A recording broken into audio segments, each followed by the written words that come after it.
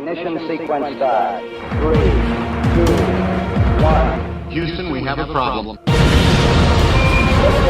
We have a liftoff. We copy you on the ground. You got a bunch of guys about to turn blue. What you're seeing here is a mirage. What's going on, everyone? It's Jeranism back with a live video for you tonight. Thank you for hanging in there. Well, I was a little bit late there. But let's talk about flights, baby. Let's talk about you and me. And all the good things and the bullshit that they try and tell us. Is there an echo? Okay. 1 second, we're going to fix the echo situation here. And then I'll be right with you. Still an echo? Testing, testing. Hope everybody's doing well. If you're in the chat and do you hear an echo on me? Let me see if I move this over here. I can't see the chat, that's why. Thought I had everything fixed up, but I guess not.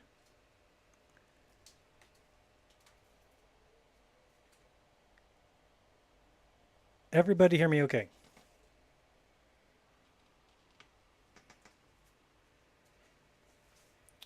Okay, just 1 second, making sure everything is good. All right, I guess we're good now. We hope we're good. So we're going to be talking about flights this evening. That is the plan. So let me bring up what I've got here, and we should get going. So I've got FlightAware 24 up, so we can actually look through that. And I'm going to be going through just some random flights and checking basically what flights we can find. So 1 second, we should transition this so you should see everything on there. Again, to get some house cleaning out of the way, be awesome if you support this channel. You'll see at the top there, you can do Patreon, that's up there, paypal.me or bit.ly/JeranTip. And there's also this really cool thing for people that don't like to donate. Let me see, what is it called here? It's over here. Yeah, don't donate. That's what it's called. So if you are not a fan of donations, or you think that all channels should operate fully on their own income, then you just don't donate. It's this new thing they just started. They just brought it out. So you might want to look into it. It's the easiest way to go about doing that. So also in the upper right, you'll see use our link before you shop at Amazon. Which you can just save that in your browser or whatever, and then we get like 2% of anything that you buy. You don't pay anything more. You just start out by going to bit.ly/JeranAMZ, and then it'll take you right to Amazon, and from there you just do your normal shopping. So super easy, right? And then as far as the chat that you see there on the right, it does say super chat, and as soon as I get a super chat, that'll switch over. So get in all your name calling and everything right now, because as soon as I get my first super chat, that switches over to super chat only, and this way I can kind of interact with those people and read their chats. But for now, I probably won't be paying much attention to it. So that's all squared away. We also have Google Earth up, so we can be checking that out and go through that and see what the flights look like on that, and making sure everything else is ready to go. And then I also have my paint program up with the flat earth map, and we will be able to kind of draw some paths on that. And so I'm just going to make sure everything is on the up and up. You can hear me okay, and everything is transitioning fine. Okay, good. So I think we're ready to go. No issues or anything. So I have no plan as to what to go to first, so we're just going to kind of jump into the browser here and take a look at what we got. So one of the issues that I saw recently is the flight from, and let me bring that up on Google Earth. Okay, so this flight here, which should be something that we would see, and this is from South Africa. Okay, so we're going to be looking right down in here, from South Africa to Australia, or New Zealand actually we'll look at first.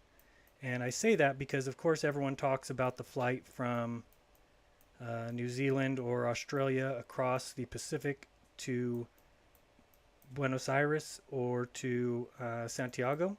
these flights here. So we're going to play it a little different here. Well, let's go over to this one that you don't see much.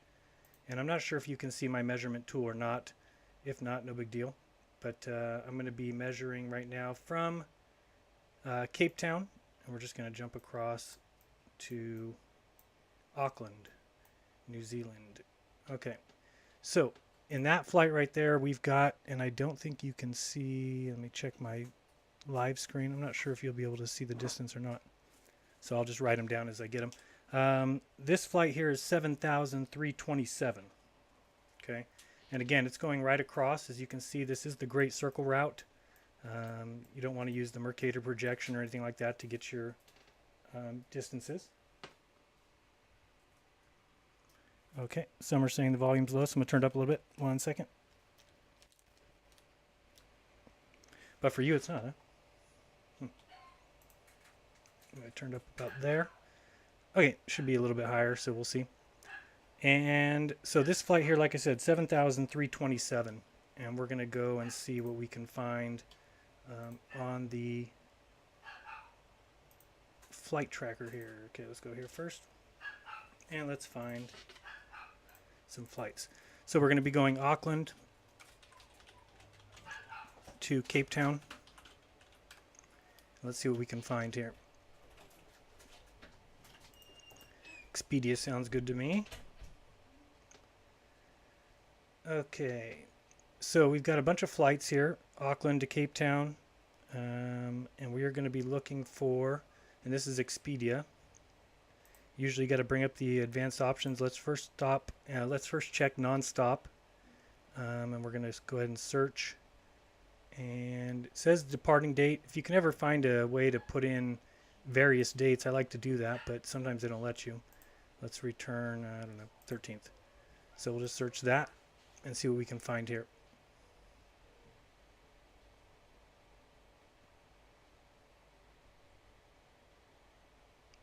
Alright, so right off the bat we can see that there's no non-stop flights. Again, that is just for that one date. So we can actually, I'm looking here where it says we've searched these flights and we have not seen any non-stop flights. Let's check the dates and see if the dates have anything to do with it. So we're going to change, maybe we'll leave on Saturday and see if that's any better. Again, we are searching only non-stop flights. And we'll see if that's what we come to the conclusion of, that there is no such thing. No, not now. So let's see here. Looks like, again, there's no non-stop flights from Auckland to Cape Town on that Saturday date.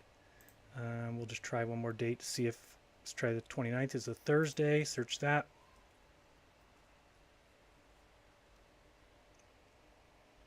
And looks like none either for this Thursday the 29th. Now sometimes I have seen that, let's look at nearby airports. Auckland's a big airport. Is that the only one, Cape Town? But let's try Johannesburg instead. Oops, Johannesburg. South Africa, this one. Let's search again. We're going Auckland to Johannesburg. Non-stop flights only. One stop.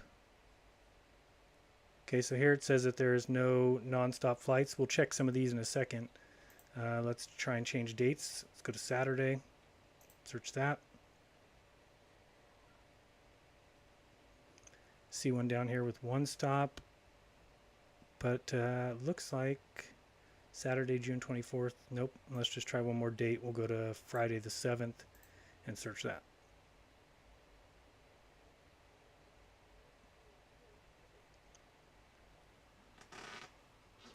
All right, so for some reason it appears that there is no no direct flights, or not, I don't want to say direct, and we should look that up real quick just so people know that. If we look up direct flights in Wikipedia, something that we should know, let's go Wikipedia direct flights. Hopefully you're seeing what I'm seeing, yes. So a direct flight in the aviation industry is any flight between 2 points by an airline with no change in flight numbers, which may include a stop and an intermediate point. Okay, so when you hear of a direct flight, it is not the same as a non-stop flight.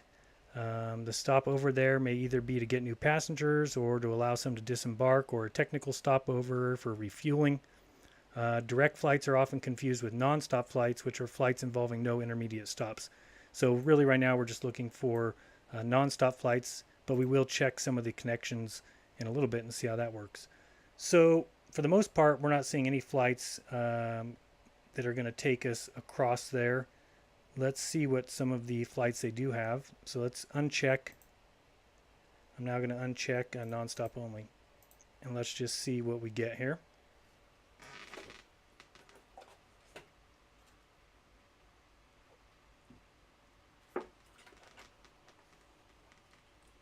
Okay, so we're bringing up some of these flights. Looks like we've got one stop here, but you can see the times of these flights. So this flight here, 28 hours, 33 hours. So 28 is the shortest. I think they're listing them by... Oh, that's a lie. I thought they were going to be in order of time. Let's see if we can do that somehow. Let's see over here. So let's just... I'm going to check this box over here to get one-stop flights only. There's only 12 of them. And, okay, so we got here one that's 19 hours. Is that the shortest? I'm trying to find the shortest right now. 27, 33, and 29, 27. So it looks like this 19-hour one. Let's go ahead and select that and see what we get for that one. So this is a, excuse me, Qantas Airlines. And you can usually list your selected departure, nearby airports. Somehow I can get these to turn on this one. I don't know how you look at the details right yet. Oh, this is for the flight back. I see. So we'll just pick one of these. This one's actually shorter, 18 hours. We'll go ahead and select that. No thanks. No hotels. Sorry if my voice is a little bit weird. I've had a terrible sore throat for 3 days. Let's see here.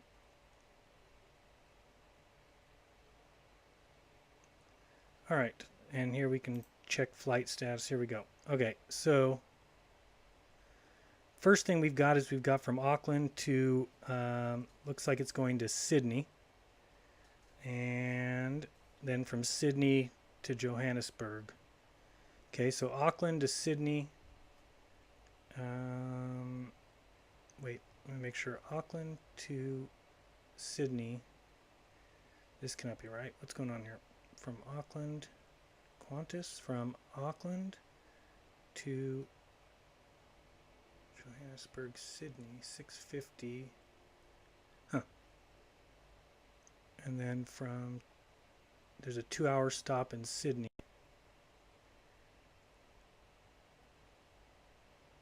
From Auckland to Johannesburg, stopping in Sydney. Okay, I got you. So this is the entire flight. We're going 3 hours and 40 minutes in the first leg. Okay, so the second leg is from Sydney to Johannesburg, 14 hours and 10 minutes. Is that right? Okay, and the distance on that, 6,863 miles. Okay, so again, you know, the full flight was going to be 7,327, but it looks like they're going, let's bring up this one again, just so we can see. And we're going to bring up the Google Earth one. So it looks like they're going from here first, which is going to be, let me drag this one over. All right, so we're taking this little trek just right here to Sydney. And then Sydney to Johannesburg, which is right up in here somewhere, if I'm not mistaken. Let me make sure I put the right spot.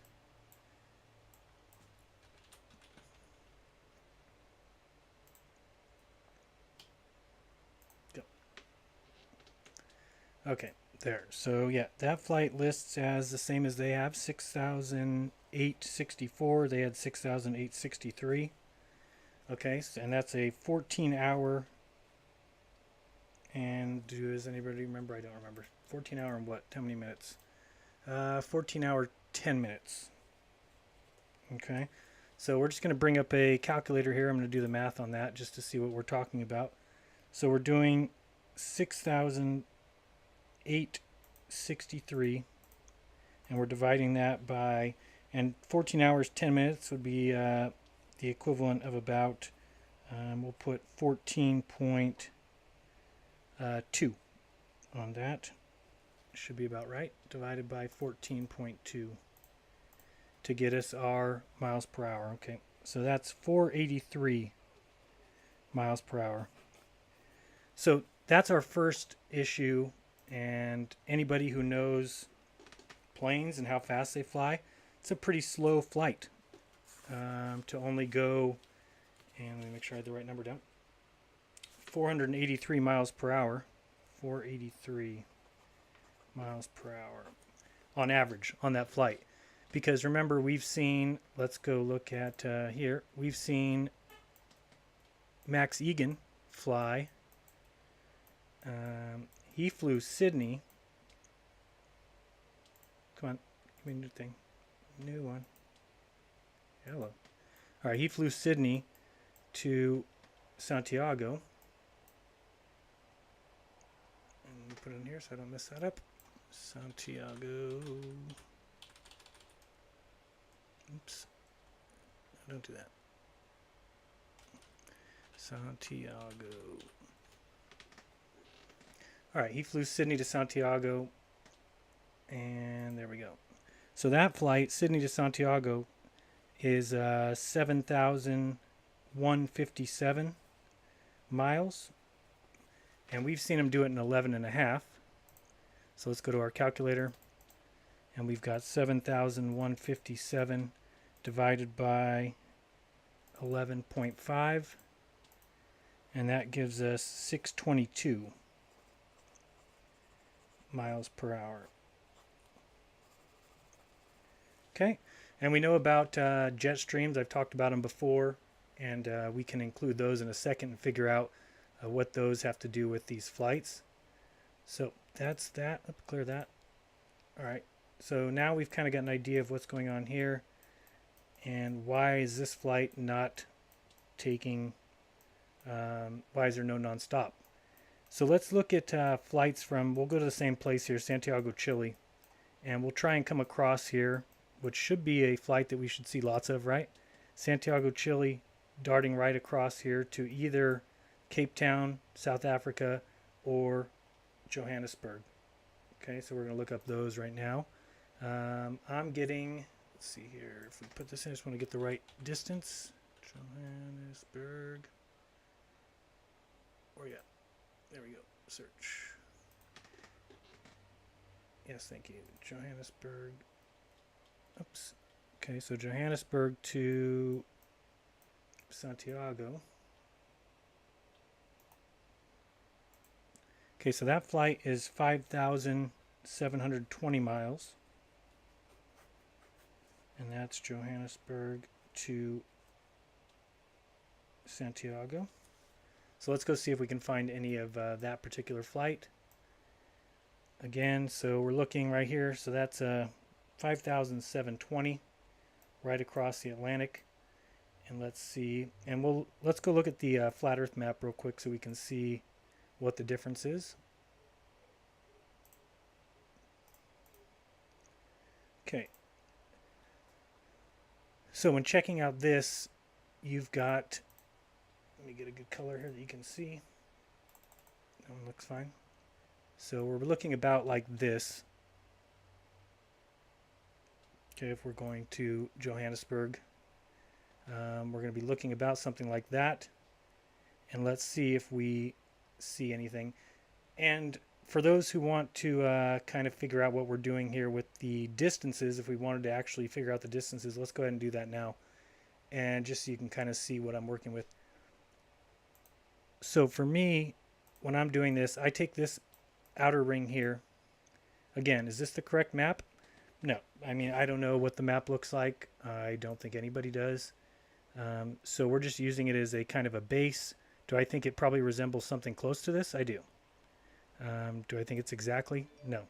So this right here, I think, is about 50,000 miles.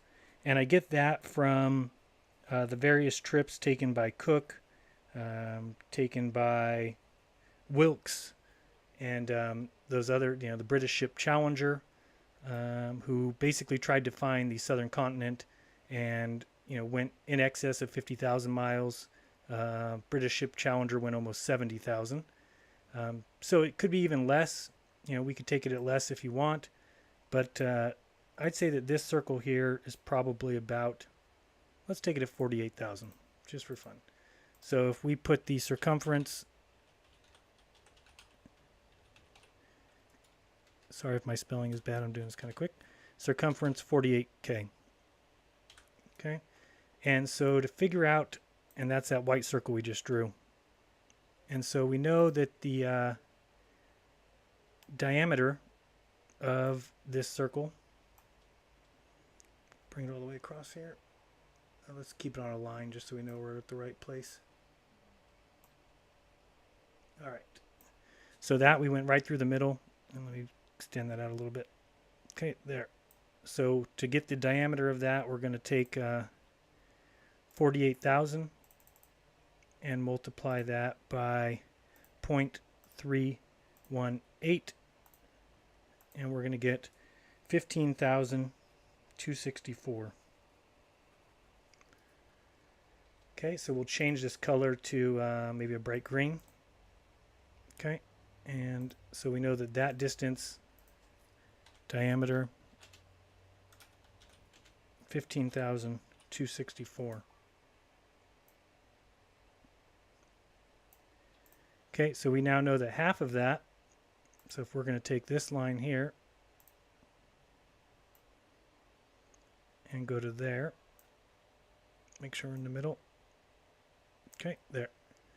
So half of that is going to be, take the calculator again, 15,264. Oops, 15,264 divided by 2 is 7632. 7632 as the radius. Okay, 7632. Move this stick out here. And radius 7632. Just kind of getting our bases down so we have something to go off of here.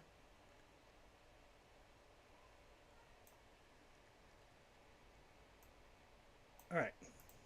So we can take this and use it as a measuring stick if we wanted to. For instance, by see if I grab this, and we're just going to lasso this here, and copy, and paste. All right, so now we've got a stick here that we could also see what do we get for this distance here between these two locations. I could probably do a better job, but for now it'll work. Okay, so you'll see we're not quite, this entire trip would have an additional amount left. And so the other thing that we know, and I'll put this away for now.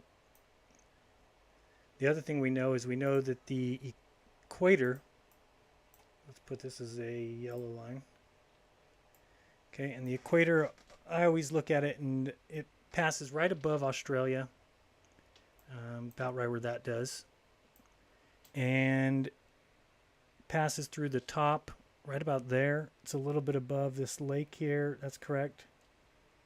And where is it going through? Sorry, I'm checking my map here, make sure I have this right. Oh, so it actually goes through below here. So it's a little bit more like that. And up. All right, let me make sure I'm looking at this correct. So that comes through here, right above there. Actually looks like it's above there. So it's about there.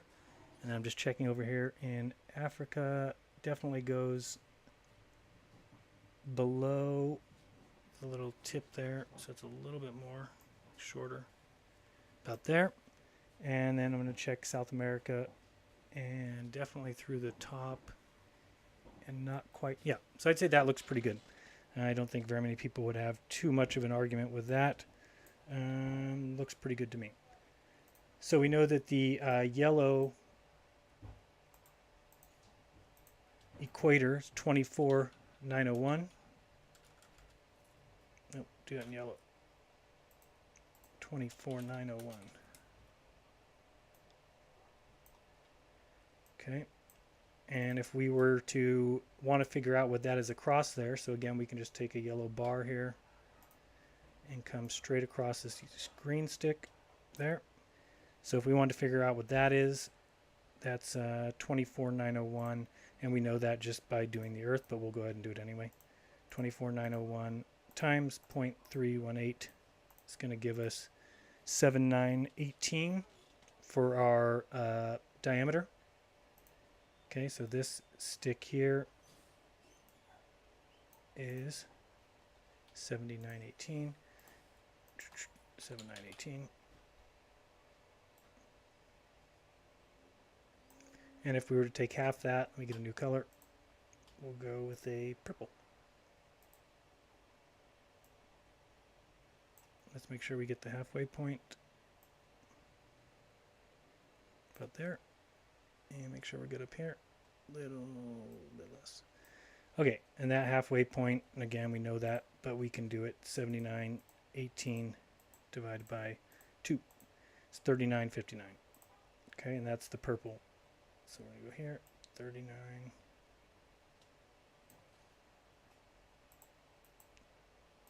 Again, nobody's saying this map is correct. It's just a good base to go off of. Okay, so now we've got this distance here is 3959. And we also know, if we want to get kind of crazy here, that this half circle, okay, so if we're taking from, let's get this little green, if we're taking from this spot here to this spot here, this half circle would be half of the 24901, which would be 12,450. Okay, so if we were to do the half yellow, and we'll just kind of do this as an example. Okay, so our half yellow is 12,450. And then we could even get kind of crazier, and we could say that there's these separated portions out, you know, with these lines of longitude here.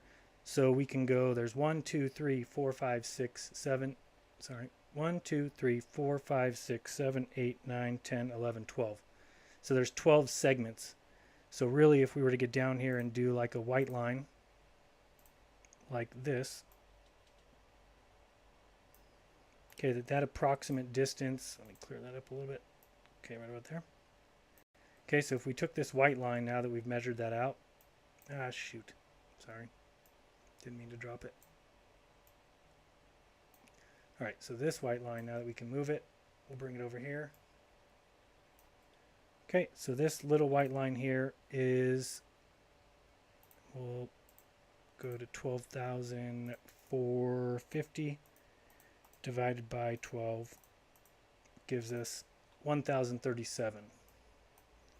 Okay, so this one here, that little stick, sorry, get out of there. Here, 1037. All right, so we've kind of got a little thing to play with here. We've got some distances that we can play with, and let's see here. And then the way that the for the most part, this map would work when you're looking at it compared to a globe is, of course, anything from here in. Sorry, meant to make a mark there.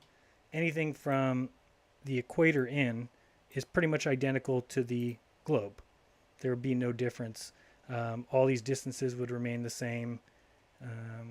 From here to here, from say somewhere London to Russia, those kind of distances would remain the same. It would start to grow a lot wider as we got past this equator. And of course, if it was as it is on the globe, they should get smaller. Those distances should get smaller. So when we have people circumnavigating outabouts here, we're getting crazy numbers. I've seen as high as, like I said, 69,000, the British ship Challenger. You've got other people doing less than that, 50,000, 60,000. Even the ones who do the Vendée Globe and those other kind of races are still coming in at the high 20s or even 20,000, which is still pretty crazy, because if we go take that and look at a globe, which we'll do right now, let me make sure you can see what I'm seeing. Hey, thank you, Alex, for joining the dance.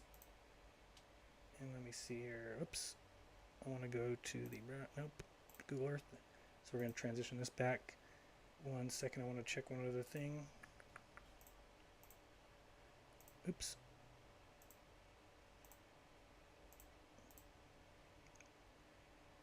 Alright, so let's transition this. Nope, not what I wanted to do. Google Earth, there we go. Okay, so going back to Google Earth now, if we were to, draw a path around here, and you can actually take the circle tool, which we'll do, and just see what is a circle around down below. Hello, circle. Nope, here, there we go. So just looking at a circumnavigation like that, let's see what we've got here. So that is a radius of 2,000, circumference of 14,000. So, 14,000 miles, and you'll see at 14,000 miles, they're not really coming anywhere near Antarctica, but you won't find anybody doing 14,000 mile circumnavigations. So just one thing to look into. And you'll usually see them up around 20,000 or more. Granted, you have to check where they're coming from. Most times they are starting, maybe up here, coming down. But just something to note that about 14,500 miles, this circumnavigation here. Okay, so now that we've got some different distances to play with, let's go look at those flights we were talking about. Let me transition over here. And here we go. Alright, so we're back onto these flights. So I'm going to search for Santiago to, let's go Johannesburg.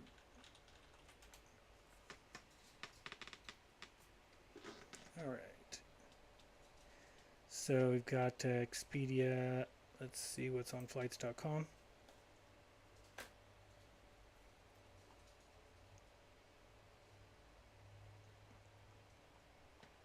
Okay, let's see here. We've got flight departing, returning, round trip one way. We don't really care about that. Let's see, is there anywhere to check that we want no stops? Choose departure date. I don't like this one as much. I don't see the extra details, so I'm going to go back to the other place. One I actually understand, Expedia. Okay, so this one here, because you can put in the advanced options and change it to, oops, nonstop. So let's see what nonstop flights we have here. Okay, so far no nonstop Santiago to Johannesburg. Again, could be because of the dates. I wish they let you put open dates. I don't know why they wouldn't. Let's change it to Saturday. Maybe people want to fly and they don't care what day. And we have nonstop checked, and no nonstop there either. We'll check one more day just to see. Go on this Tuesday.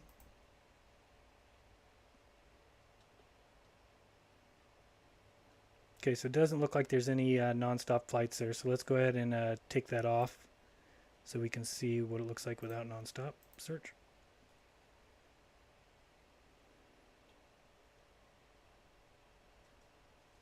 Okay, and let's go ahead and just put in one-stop flights. And then we will check this in a second just to see where are they going with these two-stop flights. All right, so we're going from Santiago to Johannesburg, one stop. You'll see pretty much everywhere that there's one stop in GRU. GRU, if I'm not mistaken, oops, did I just move my thing? I'm all right. GRU, I believe, is Brazil, Sao Paulo. Let me see and make sure that's true before I say something that isn't true.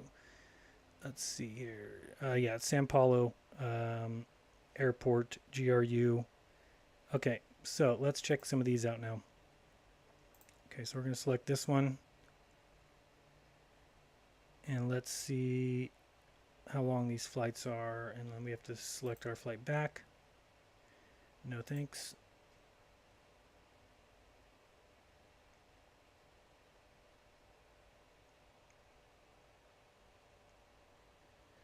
All right, so we've got the first leg of the flight. And this is doing the same thing again. Why is it listing it like that? Okay, so we're going Santiago to Johannesburg, saying it's a total of 13 hours, and then coming back. Okay, so here we're going to open this up. Okay, so first leg of the flight, we've got 3 hours and 55 minutes. Let's go ahead and call that 4 hours just for the sake of it. And we've got 1613 miles. Okay. Second leg of the flight, we've got 4634. And we've got, we'll call that 8.5, 8.5. Okay, so right away, just looking at that, I see a problem. Why are we going 4634 in 8.5, but we're only doing 1613 in 4? Let's bring out the calculator and see if my math in my head is adding up. That seems completely wrong. That seems like one flight is going way too slow. Let's go ahead and check. So we said we're doing 1613 miles and dividing that by 4 hours and getting, so that flight's going 403 miles per hour on average. And let's do the second leg, which was 4634. And dividing that by 8.5, 8.5. It's 545. Okay, 545.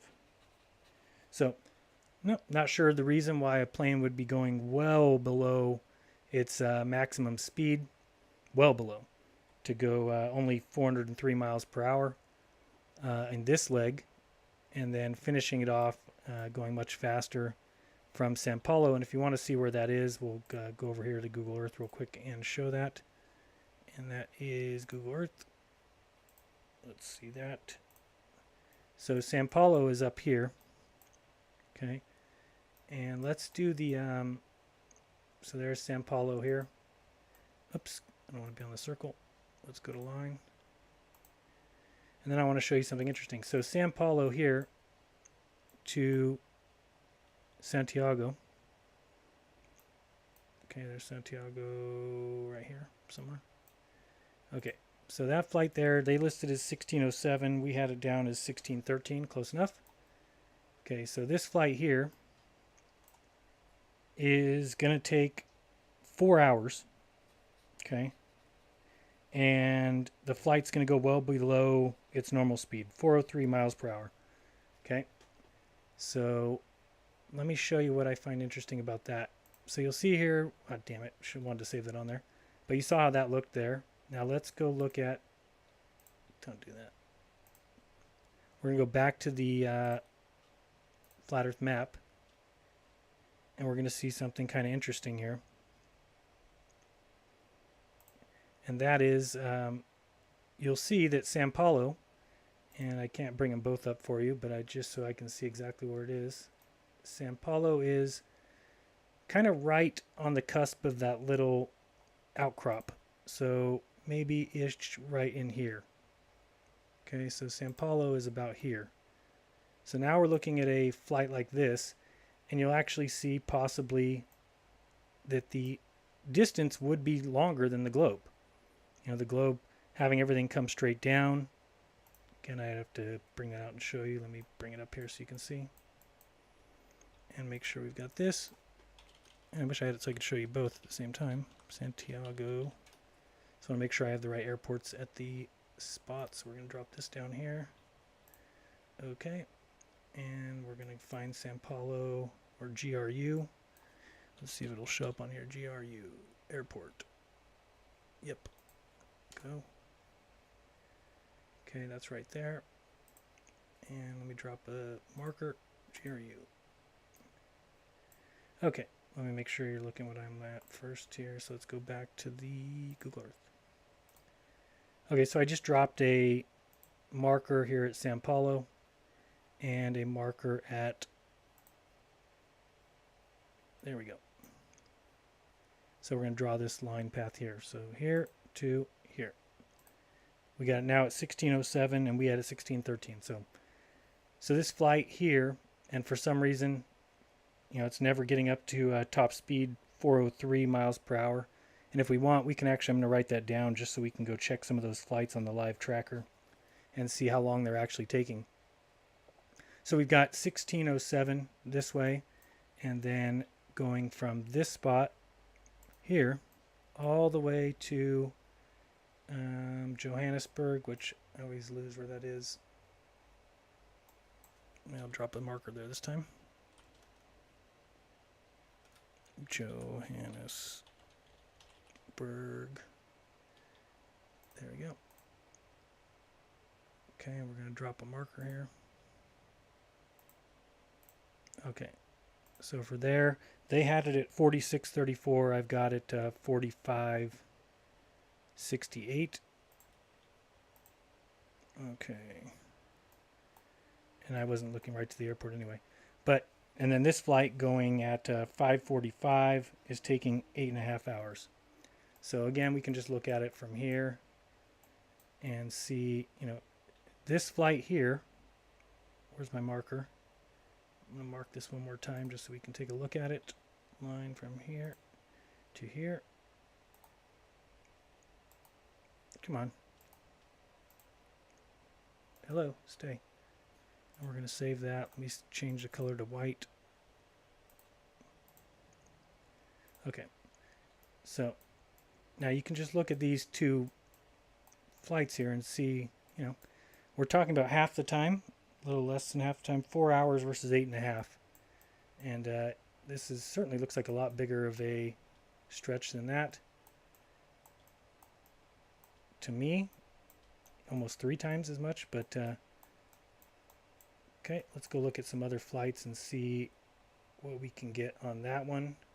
But let's remember that one, because the interesting thing, again, if we looked at the other flat Earth map, is it looks like this part of South America that would be tipped a little bit more this way. And if that was the case, then are we actually flying more of a distance there than we think? So let's continue on. Let's go back to the browser. Make sure you're following me here. Browser. There we go. All right. And let's go back. I want to see those flights again. They had multiple stops. So now instead of one stop, I'm going to check. Let's go back and find some more stops. So show options. Okay, and we didn't have nonstop check, so let's search.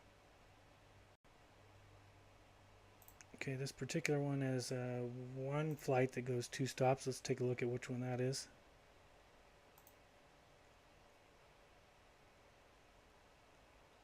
Select our flight back. No thanks.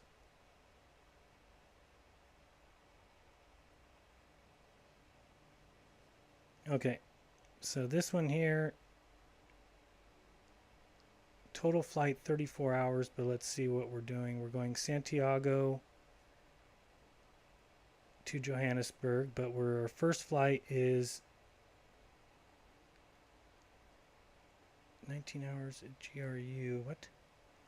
Johannesburg to Santiago. Let me see this again. Maybe that's the problem, not opening these up. Okay, now I feel better. Keep looking at this whole entire flight. It's messing me up. Okay, so this one, from Santiago to wherever this is, Roisy Charles. Let's see where this is. Let me put that onto my Google Earth. Let's see where this is. Okay, there. Search. Oops, you're not looking at me. Let me get over here. Google transition. Okay, so that flight that they have there is going to this airport here, and drop a stick here. Okay. So let's back out and see where the hell that is. Okay, so this is just one of those weird ones that looks like it's going, and let me make sure I got this right. Our flight is going,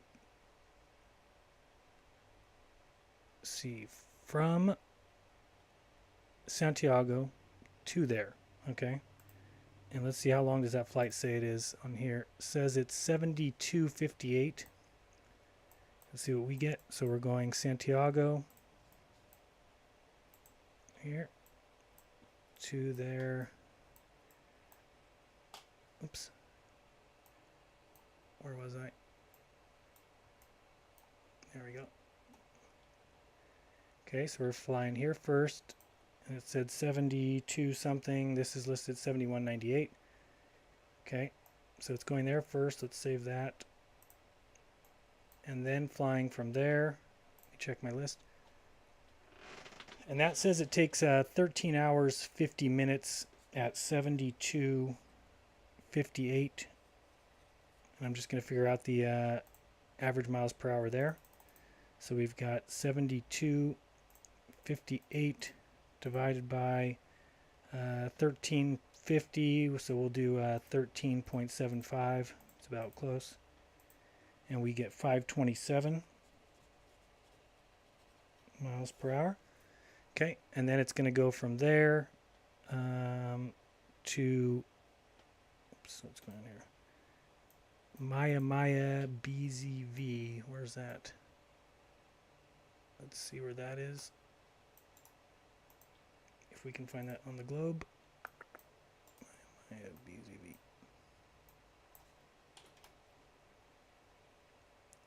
Okay, so it's going to be going to here. We're going to drop another stick there. And let's get a stick from here. Back out.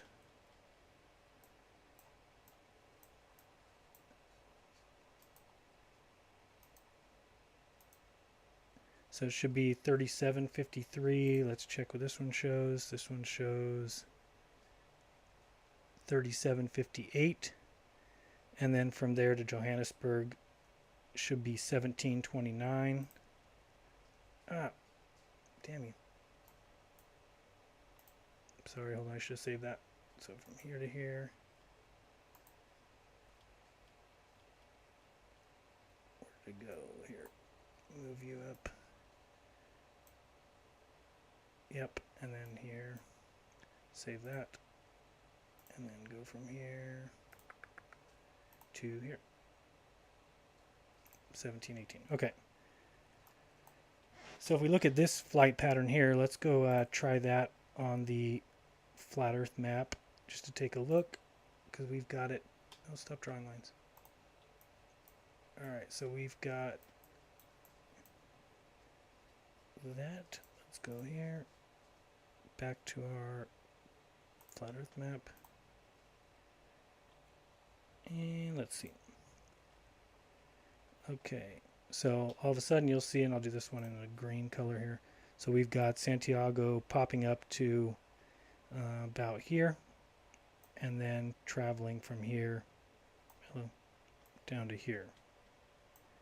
Okay, which seems to make a little bit more sense than this, which is basically going all the way up here and then all the way back down. Doesn't seem to make a lot of sense to me. Maybe it does to you, but it doesn't to me. So let's look up some more. So that was the only one they had, though, with multiple stops, right? Let me see if that's right. Get out of here. And let me get back here. So again, if we wanted to figure out the distances on this one, you know, we could just by taking one of these sticks. So let's take this one here of the 3959 and using that. And this is the 1037. So already I'm seeing something up with this one, though. 1037 and 3959. These look like half of that distance. And let's see where we got this one from. We got it as the radius here. The 1037 we got from there. Now that's interesting, though, because we're using globe math there. Are we not? So let's go play with that on the globe real quick, because that's just something, I mean, if you see what I'm noticing, we've got this amount here is 1037. Okay, but that's what, 2 of those? So that doesn't seem right at all. But granted, we're on the flat Earth map, but we're not using flat Earth numbers here. What we used was, we went 1/12 of the half of the circumference. And using the globe math, we also went the distance from, let's see. So is that the distance that they say? So if we went North Pole to the equator, North Pole to the equator should be, oh no, that would be 6,000. Sorry, I'm thinking in my head here. North Pole to the equator on the globe. Which one are you guys looking at? You're looking at the flat Earth map. Let's go to the globe real quick. Alright, and if we went North Pole,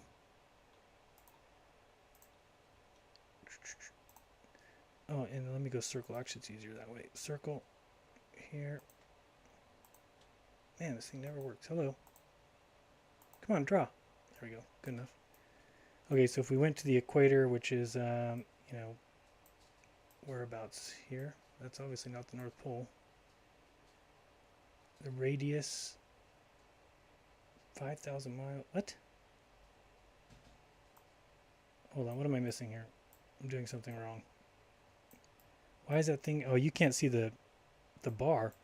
The thing's telling me a radius of something that cannot be right. Hold on. Radius 5592. Radius of what? Radius of this circle? So this circle would be half the globe, which is the equator, 24,901. And the radius of that circle should be 3959. Why does this thing say 5592? Okay, that makes no sense. But if I draw a line path from here, I'm at the North Pole, aren't I? Oh no, that's my problem. Sorry. That was my bad. I'm not at the North Pole. Which is going to be a problem. Okay, so let's draw the circle from there. There we go. That looks a little bit more like it. Maybe this circle's not drawing like I think it should. I wonder where they get that radius from. Anyway, it's probably just this circle tool that I'm confused on. You would think that it would actually tell you a radius of a circle, but it must be something else. Interessante. Alright.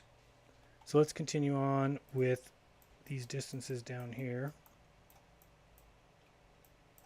And we're going to go back to the search. Or where are we at? What are you looking at? Here we go. Alright. GRU. Not that one. Oops. Sorry, you're not looking at what I'm... There you go. Okay. Let's go here. And I wanted to see what other... So they've got just those one stop, two of them. Johannesburg. Nearby airports. I want to go back to the GRU. Okay, so now I'm looking GRU and seeing what we can find to Johannesburg.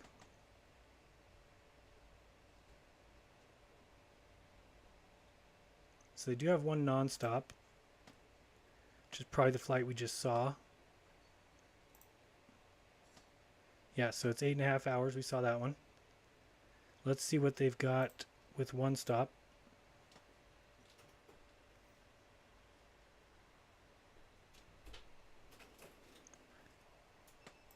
What is this one?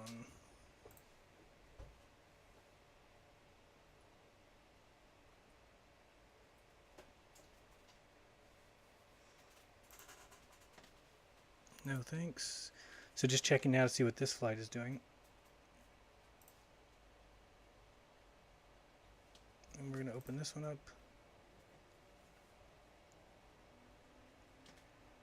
So this one's going to LAD, Quattro de Fevereiro. Let's see where this is.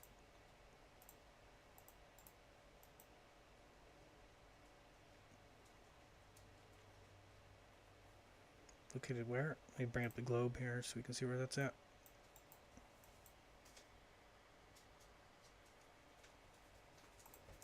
Quattro de Fevereiro. Okay, so that's here. Let me see where we're at. Okay, so that's a pretty good one to check out. So we've got, so we're going this time from here. And this thing will not draw, there we go. And we're going to just cross right here to here. San Paulo. Alright, so I got 4075. I'm going to see what they get. 4075. Sorry, I know you didn't see me doing it on the globe. I can move you over there. Just so you can see what I just did.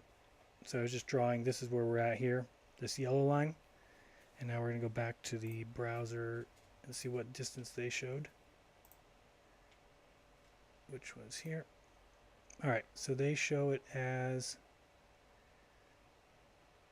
8 hours, 4077 miles, and what did we have?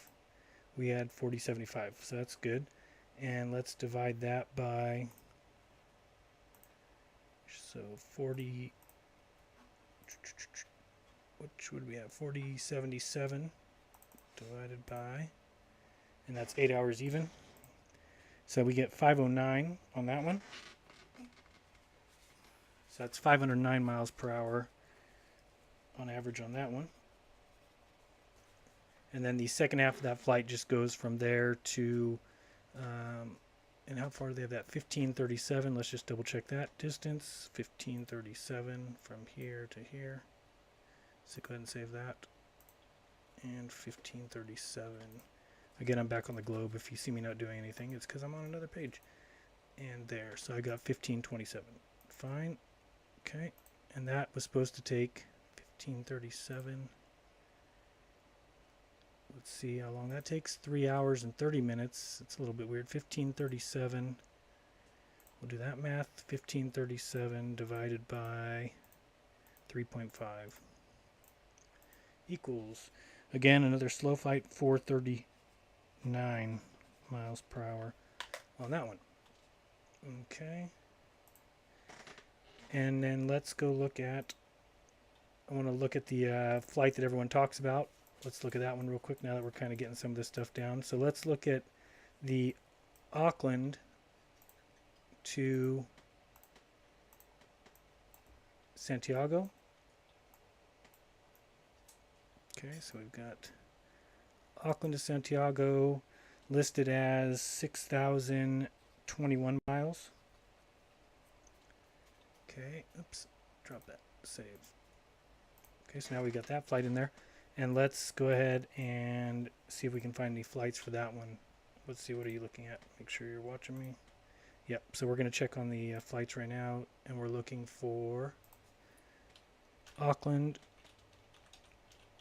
to Santiago. So we do have non-stop flights there. Let's go to Expedia since we've been there for a while. Expedia, this one. So under this advanced options, we'll go ahead and put the non-stop on there, search that.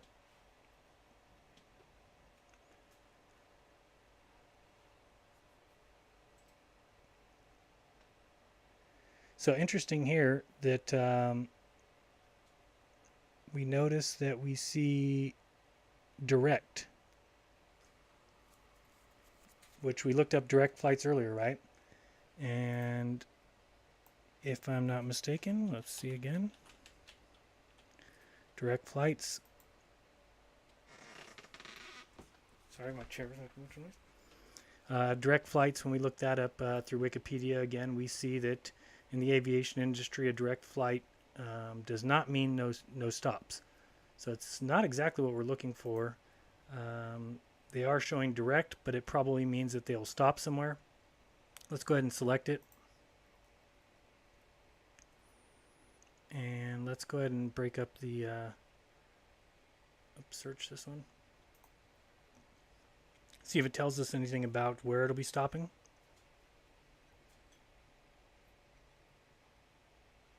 Okay, so we got this one. And let's open that up. Oops, this one. So they're just showing 11 hours. They're not showing any kind of stop, which is interesting because they would call it non-stop if it was non-stop. But let's go ahead and believe them for now. Weird too that they just switched this to kilometers on me. Didn't ask them to do that. But looks like they've got 11 hours, 5 minutes. So 11 hours. We know it's 6,021. So let's go ahead and put that in. So we got 6021 divided by 11. Okay, that equals 547 miles per hour. Again, it's listed as direct. It's not telling us where it's going to stop. So that is a little bit interesting. And let's try the other one just in case. Back to this one. The other one's also listed the same. Listed direct. Interesting. I wonder what, yeah, see this +1 here? Not sure. Oh, that's usually day. I think is what that is. Like you gain a day for going that way, yeah. We'll try this one other one.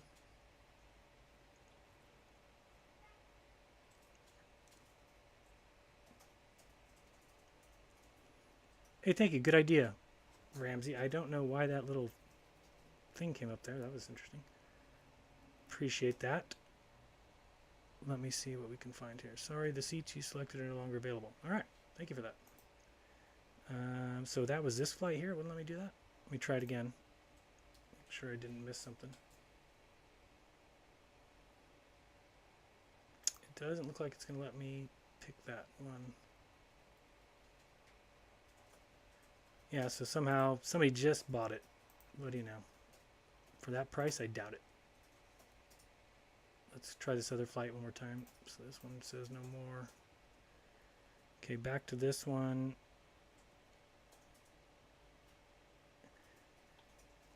So we see on the return flight, let's go to the return flight. We are seeing here 13 hours. Again, it's coming up as kilometers for some reason. So let's check. That's same distance, obviously, 6,021. So 6021, this time we're going to divide it by the 13 rather than the 11. Okay, and we get 463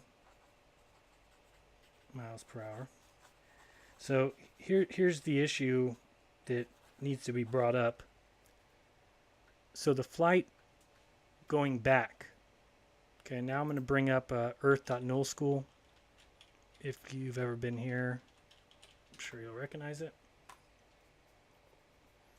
Oops, I have to put that up here. Okay, so when you go to this, and you know, one of those crazy little quirks, this used to come up with the azimuthal equidistant map, and now when we switch it, for some reason they've changed it around, so we now get Antarctica in the center, kind of crazy map. So we're just going to flip this around. We're going to put the north in the center, try and get that as close as we can to a azimuthal equidistant. So that's pretty close. And I'm going to bring up, so this is the height. You know, a lot of people get confused by what this HPA stands for. It's hectopascals, and usually about 250 to 700. I'm sorry, 250 to 70 is your average plane height. It's in the middle between there, so it's kind of weird that they don't list a more you know, used or altitude, because 250 is a little bit too low, 70 is too high. But let's go ahead and go with 250 for now. And we're just looking, these are the, you know, jet streams. You see here we're looking at wind on the AE. So certainly interesting that from Australia to South America, we do see this kind of jet stream running through here. Down here, if you can see it, we've got the miles per hour. Well, that's kilometers per hour, but we can figure that out after. So 217, 233, 172, 220, 171, 196, 196. Right there, it's really fast, 250. So you've got this wind going towards there, and then when they come back, we notice there's really not, right? And we see this indicated in the time difference we just saw of 13 hours going this way, but only 11 hours coming this way. Okay, so now let's think though. So they can do 11 hours coming this way, going 6,000 miles. Okay, 6,000 miles, they're doing 11 hours.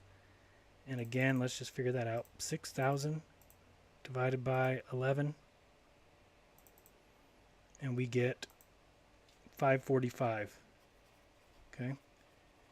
So, there is a... Ah, shoot, didn't mean to move that. Right there. Okay, yeah, we see jet streams here. This one's 263. Let me go figure out exactly what that is here. So let's go 263 kilometers per hour to miles per hour. Okay, so that's 163 miles per hour.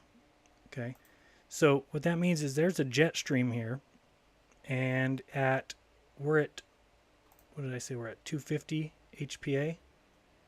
And let's go figure out exactly what that is so we don't mess that up. So let's see, HPA at 35,000 feet. Okay, so let's see what we get here. Oh boy, my favorite site. What do you know? Metabunk.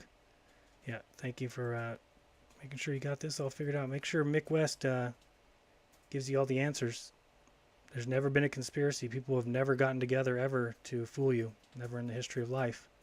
Mick will tell you. So this is talking about your feet. And let's see. But in order to more easily use the various sites that use MBHPA, it's useful to remember a few things. It's not exact. Of course not. Pressure varies with weather, whatever. Okay, so 300 MB. No, I want HPA. Where's his HPA clock? Converting it to between MB and altitude is a slightly complex formula you can't do in your head. Here's a spreadsheet that does it for a variety of values. Spreadsheet? MB. Well, what's...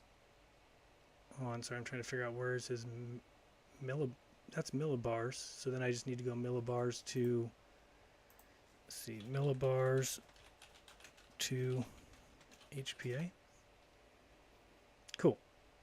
Oh, so that's easy. Okay, so if we're looking, we had 250. No. What's hectopascals? Is it 1 hectopascal? 1 pascal to bar? No. What did I just have? Millibar. Come back. Okay. So if that's 1 millibar, and what did this chart show? So let's say, average flight for those flights are going to be about 38,000 feet.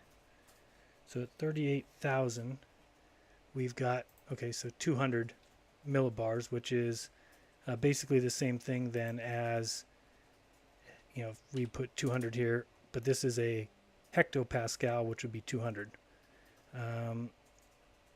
So at 200, let's see what he got here. 200, back to this thing. So 38,000 feet's about 200. That thing's showing 250, which is about 34,000. 34,000 is 250. 38,000 is 200. Okay. So back to this. So we're at 250, which is about 34,000 feet. If we went any higher, we'd get closer to the 70. Again, this is why I wish they had numbers in between here, because 70 is out of flight height. 70 is, yeah, you'll see there's not even a 70 here because you'd be above 51,000 feet. So you can't be up that high. So basically everything that we're looking at is in between, 250 and 70. And we wouldn't have anything this high, which these are crazy speeds. Well, it's not that much. Ah, shoot, I broke that. Let me get this, make sure it's right. There we go. Okay, so let's just stick to 250 and know that it could be slightly faster. And we saw, so 245. So we've got, 150 miles per hour, I'd say, pretty easily. Okay, so sorry about all that, but maybe you can see what importance this has. Here we have 163 miles per hour. So if we go back to this here and you realize that we just figured out that a plane going 6,000 miles in 11 hours, okay, and again we can do the calculations on that. 6,000 divided by 11. We've got 545 miles per hour on average for that entire flight. Okay, but we can see right here that the path that they take includes a tailwind of 150 miles per hour, about. Okay, so remember, the tailwind carrying the plane is not going to be included in its miles per hour, because any kind of pitot tube, any kind of gauge is not going to count the wind that is carrying the plane. So if you get up in these Gulf streams, if you get up in these jet streams, that entire jet stream is carrying the plane that is also cutting through that air around it at a speed of 545 miles per hour. So here's what you have to believe. Either that plane is going 400 miles per hour, okay, and is going 6,000 miles, which is what I guess the general belief would be, or we can add that 150 to the 545 and get 700 miles per hour, and the plane is going 700, in which case you'd then be able to go down here, figure out our math on that. 700 miles per hour times 6,000, times 11 hours. Sorry, I'm losing my mind. Is 7,700 miles. Okay, so you have to decide for yourself which one makes more sense. Do you think the plane is just going 400 miles per hour just because? Just go 400, I don't care, go 400. Or do you think it might be going 700 miles per hour? In which case, here's the only way we wouldn't know. If the actual distance was wrong, okay, so we're looking up here. I don't know if you can see my mouse. I don't think you can. If the distance is wrong, let me actually switch to this here. Be easier for you to see what I'm doing. Let me go here and transfer. Okay, so now I'll be able to better explain it. So if we're traveling this distance here, we're going to do it in white. Okay, and we're going from, we were in Auckland, which is about here. We're going here. Okay, so if we're traveling this distance here, okay, which the globe math tells us that this distance is 6,000 miles and that it takes 11 hours, which we said comes out to about 545 miles per hour. But we know that there is a Gulf Stream, jet stream, that is carrying things like this, that is, on average about 150 miles per hour, which should be able to be added to your speed of the plane. Meaning we can't add it to this speed and it still goes 6,000 miles in 11 hours. If we do that, we're coming out with 700 miles per hour, in which case in 11 hours, we should be going 7,700 miles. But we're not. We're only going 6,000 miles. So that means you have to take this number and you have to minus 150, which means the plane is going 400 miles per hour and going 6,000 miles in 11 hours. So if anybody has any reasons why they think for some reason this plane would only be going 4,000 miles, I can't think of it myself. 400 miles per hour, and why it's only going 6,000 miles. So what makes more sense to me is that we're actually traveling more around this distance. Does it mean exactly? No. Could it be 8,500 miles? Could it be 7,000 miles? Sure. Because remember what we're looking at. There's something called, hopefully you can see where I'm writing. I don't even know if you can. I should write closer to the ball. Here. Okay. So there's something called ground speed. Okay. And when you're figuring out your ground speed in a plane, you're taking your known distance. So for instance, let's just pretend we're flying from here to here. We're flying this distance right here. Well, if we know our ground distance, if we say, okay, that right there is 1,000, and again, I'm just making up numbers here, but let's say that we know that that's 1,000 miles. Okay? If we know that, and then we know that it takes us 2 hours to fly that, well, then it's pretty easy to figure out our ground speed was 500 miles per hour. Okay? Now, if there was a huge jet stream carrying the plane this way, okay, so this is a big jet stream of air, the plane only can measure its speed by its ground speed, so how much distance is it covering in a certain amount of time, or it can measure the amount of air going through the pitot tube. So if you've got your airplane here, okay, bad airplane, I know, and underneath the wing or wherever they've got these pitot tubes, and it can measure the amount of air traveling through them, and it makes up the speed based on this air. But here's the problem. If you have your jet stream, okay, it does not change this speed, meaning the plane is still going through this air this way at this speed, but the whole entire jet stream is carrying the plane. Okay, so the only way you would ever know how fast this jet stream is carrying you is based on your ground speed. Okay, because there's no other test. These tubes can't measure it because the whole entire air around the plane is moving that speed. It's only going to get the same speed, meaning look at it this way. If there's no jet stream, okay, then the plane is measuring its speed from here. Okay, if the jet stream's going this way, well, guess what? The plane is still measuring its speed through the air going here. And if the jet stream's going this way, it's still measuring its speed through these tubes. But that would never change based on these two things because the jet stream is carrying the entire gulf of air. So what I'm saying is, if that's the case, then the only way you would ever know that this jet stream was actually moving the plane is based on this distance.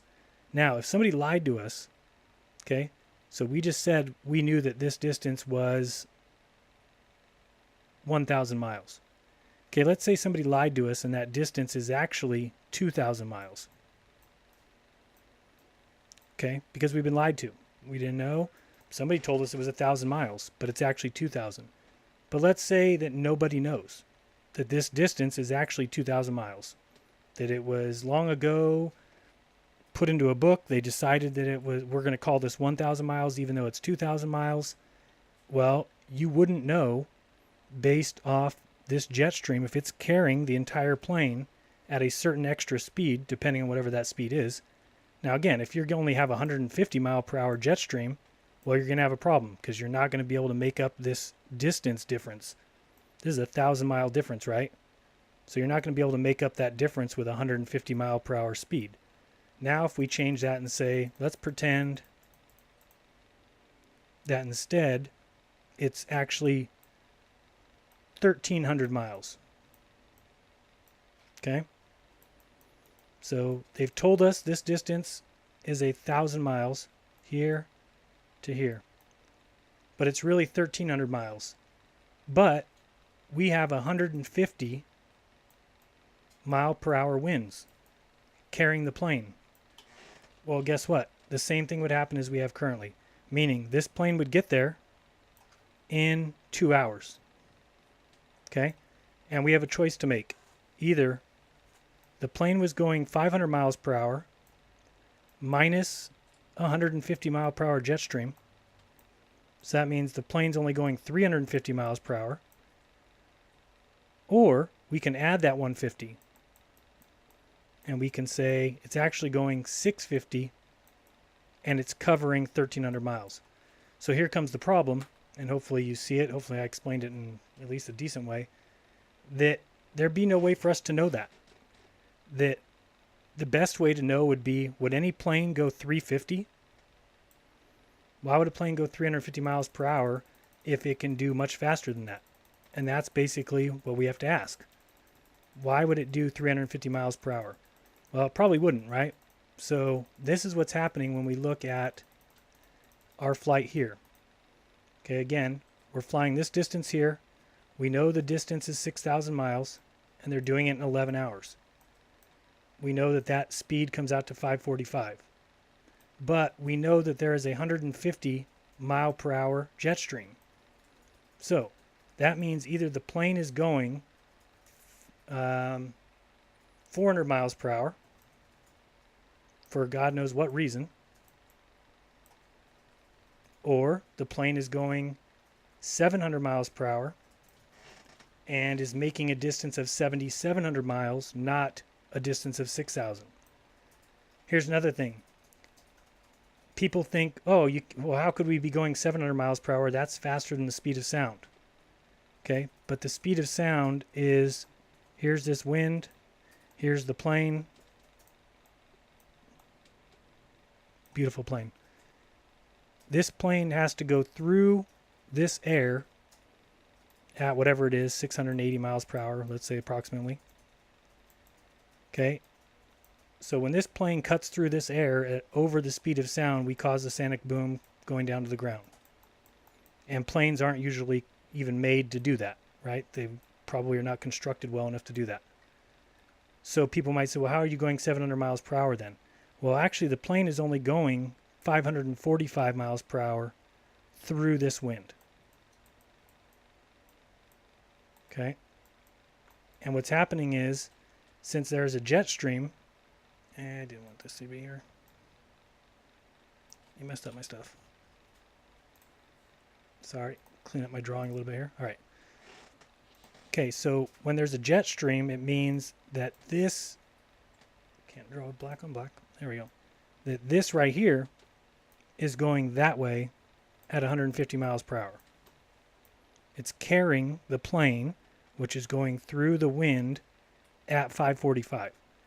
So even though this whole distance, you're just adding to its speed. It's not affecting the speed that would go through the speed of sound. The way you look at that is what they call Mach. Okay? So we know that a plane cannot go over Mach 1.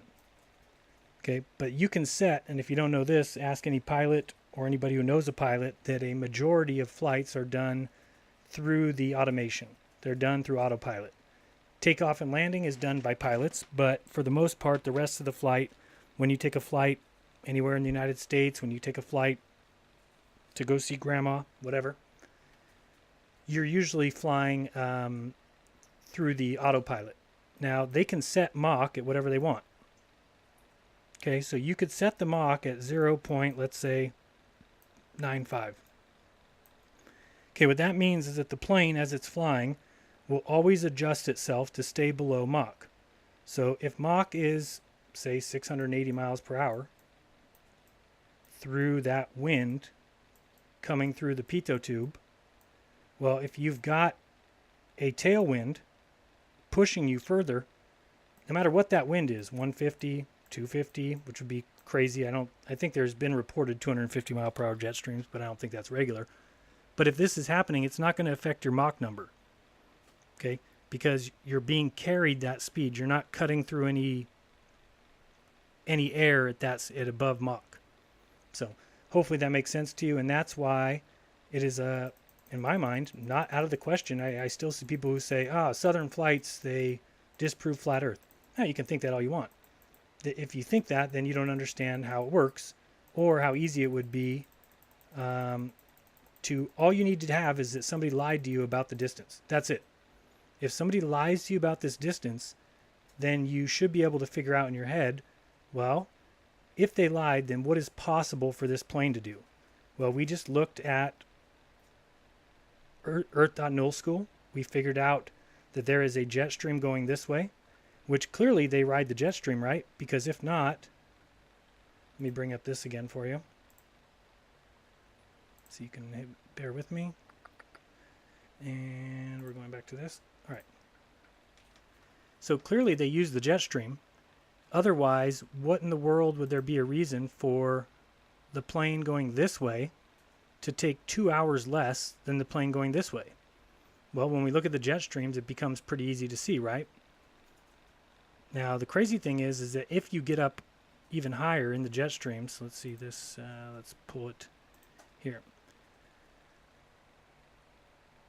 Now again, this is at 70, and then there's even 10. But so I mean, here's something crazy. So, and I don't know how high these planes are getting. Again, you got to go off of what they tell you. But all of a sudden, now we see that if they went this way, there's actually a jet stream here. Now, granted, we saw that 10 and 70 are up higher than planes go, but we can't really see what's in between 70 and 250. So, for instance, if there's a jet stream at 150 that sends flights this way with a little bit of extra speed, well, we wouldn't know that because we can't see. But at this height, which we said 250 was 34,000 feet. So at 34,000 feet, we definitely know they're getting on this jet stream. But this jet stream is 201, 194, gosh, stop clicking that. 230, 125, 165. This is kilometers per hour, sorry, not miles per hour. But, you know, let's try and see if we can get an average. So 138, 236, 190, 159, 168, 170. So about 175 right now. 197, 175, 71, 92, 239, 182, 133. So I'd say maybe 175, 186, maybe 175 kilometers per hour is about the average there. So at that, and I think that that's a little bit off what I said before. Because if we do 176 kilometers per hour to miles per hour. So at that, we're getting 100, 110. So, you know, you get that much extra. Now, again, what we're looking at here is only at 34,000 feet. Where we know planes go higher than that. Let's actually go to flight radar and check it out. Let's see. So what we're going to do is now we're going to search for the flight. I used to know the number of the flight. Let's just go Santiago. So now what we're going to do is we're going to bring up some of these flights like the Santiago to, let's see here, LAN 179, LAN 179, can't remember the name, let me see, data history. Okay, one second, I don't remember the actual flight number, so we're going to find it. Search for airport, let's go Auckland. No airports. What do you mean? What? Isn't Auckland AUK? Oh, AKL. Shows you how much I know. AKL. There we go. Okay, so now we're pulling up all the Auckland flights. Let's look up departures. Show all departures. And we're looking for Auckland to Santiago. So we're looking at, let me just go ahead and go Control F. Santiago. Okay, so we got this one. Oh yeah, LA 800. I knew that.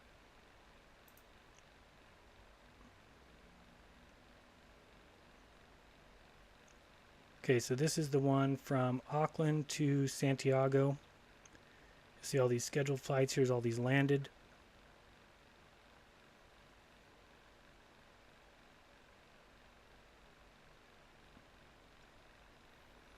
Just reading some of these. I don't know if you can see what I'm looking at, but I see canceled, unknown, canceled, landed way late, canceled, canceled.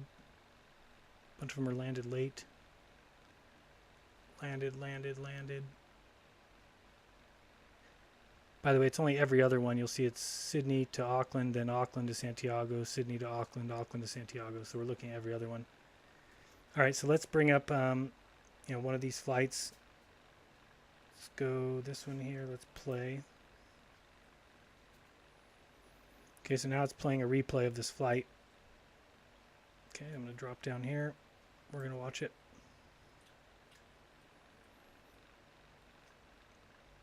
Okay, so remember, I'm thinking that they are grabbing the wind.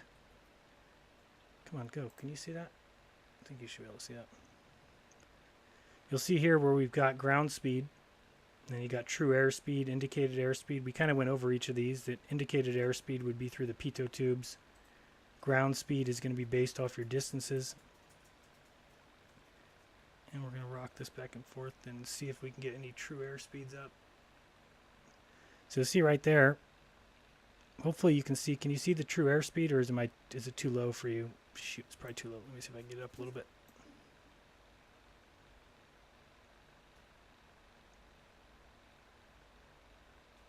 Okay, so there you go. I had it and then it went away.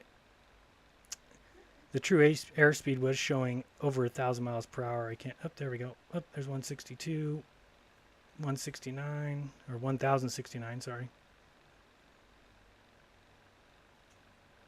Come on. Oh, you idiot.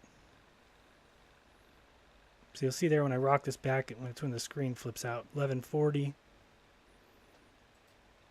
There's 900, 991, 548, 1040. Just trying to show you 961, 1106. If you want to see where I'm looking, I'm actually looking right here. True airspeed. Just watch that number. Because see, they hide it from you here. This plane is disappearing from radar from here, all the way to there. But if you kind of rock this back and forth, sometimes you can get it to show more than it's supposed to. Let me show you. So again, watch this with me right here. This true airspeed. Again, this isn't exact. It doesn't mean it's, cut in stone. There's 990.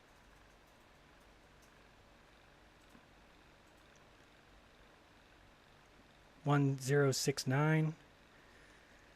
And the way that I know something's up here is also because you can't have a ground speed of 600 miles per hour and a true airspeed of 1,100 miles per hour unless you've got 500 mile per hour jet streams. Because true airspeed should be should be really close to ground speed. Let's see here. And I'm just going to try one more time, see if we can get anything. All right, so in this flight here, basically, they're showing it as 6,011 miles per hour, right? And here's your ground speed miles per hour. We figured it out that they're doing about 545 miles per hour, but we know they've got a jet stream. So again, do you think that the plane is just cruising at 400 miles per hour, or we came in at 110 miles per hour, so let's say 500. Is it cruising at, 450? Is it cruising at 450 and just not taking advantage of the airstream or the jet stream? I doubt that. I'm pretty sure they would take advantage of the jet stream to the full effect. If they did that and it's 150 miles per hour, then that means that the plane is going about 700 miles per hour ground speed, which means it's covering 7,700 miles, not 6,000 miles. So hopefully you see how there's a definite possibility. And again, we wouldn't know. This is why a lot of people have moved past these flights, because if they lied to us about the distance, and the distance was actually 8,000 or 9,000 miles, we would not know. Neither would the pilots. Neither would the passengers. Nobody would know. Because if the plane is set to go at Mach 0.95, then hopefully you see the difference. The only way you would know is to use your own head, make your own mind up as to, okay, I know that there's jet streams going a certain speed. I know that a plane has a maximum speed. And what it looks like here is if the plane's going 550, that's not near its maximum speed, but it's being carried in a jet stream 150 miles per hour, so it's actually only going 400 miles per hour. I mean, does that make any sense to you? That a plane would just go much less than its maximum speed? Doesn't make sense to me. What makes more sense is you lied to me about the distance, that there is more distance there than we've been told. So somebody said, if the earth is flat, atheism could still be true.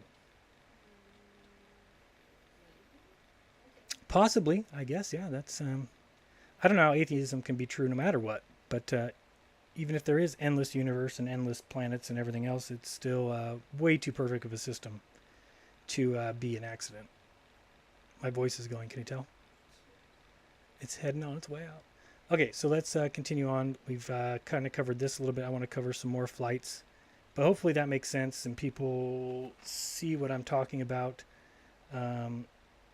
in regards to what can happen with these flights. And let's look at a flight coming back. So this time we're going to go from Santiago,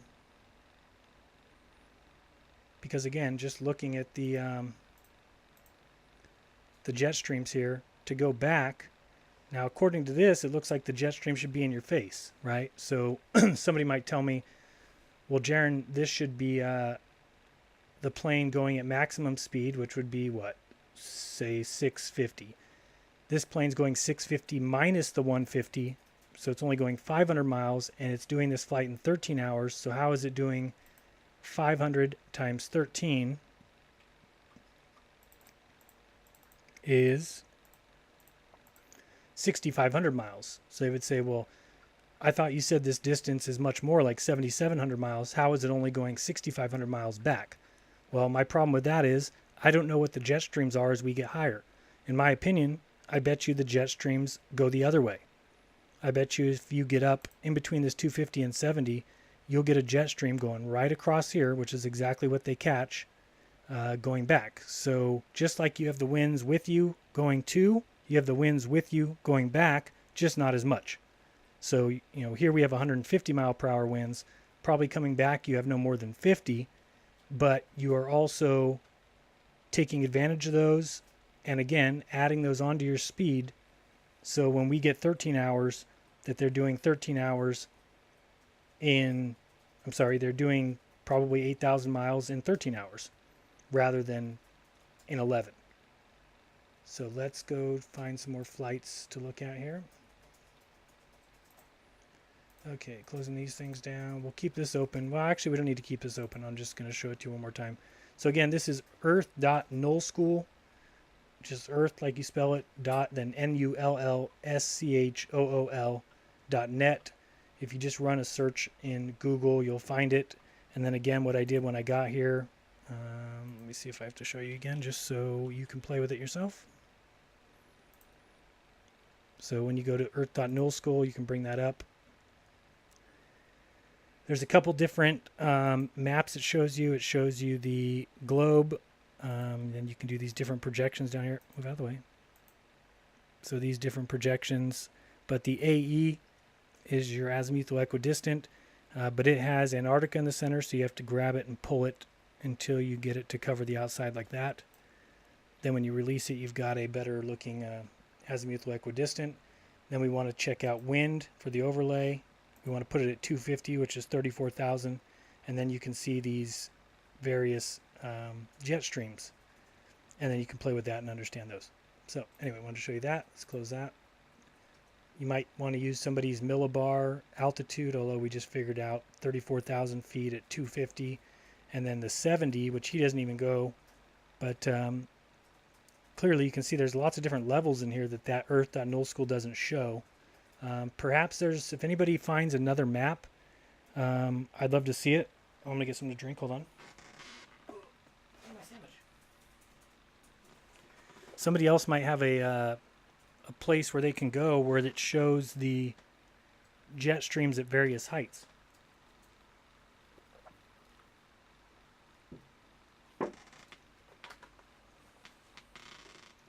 That map is the best one I've seen. Let's just search real quick and see if we can find anything. Jet streams at various altitude.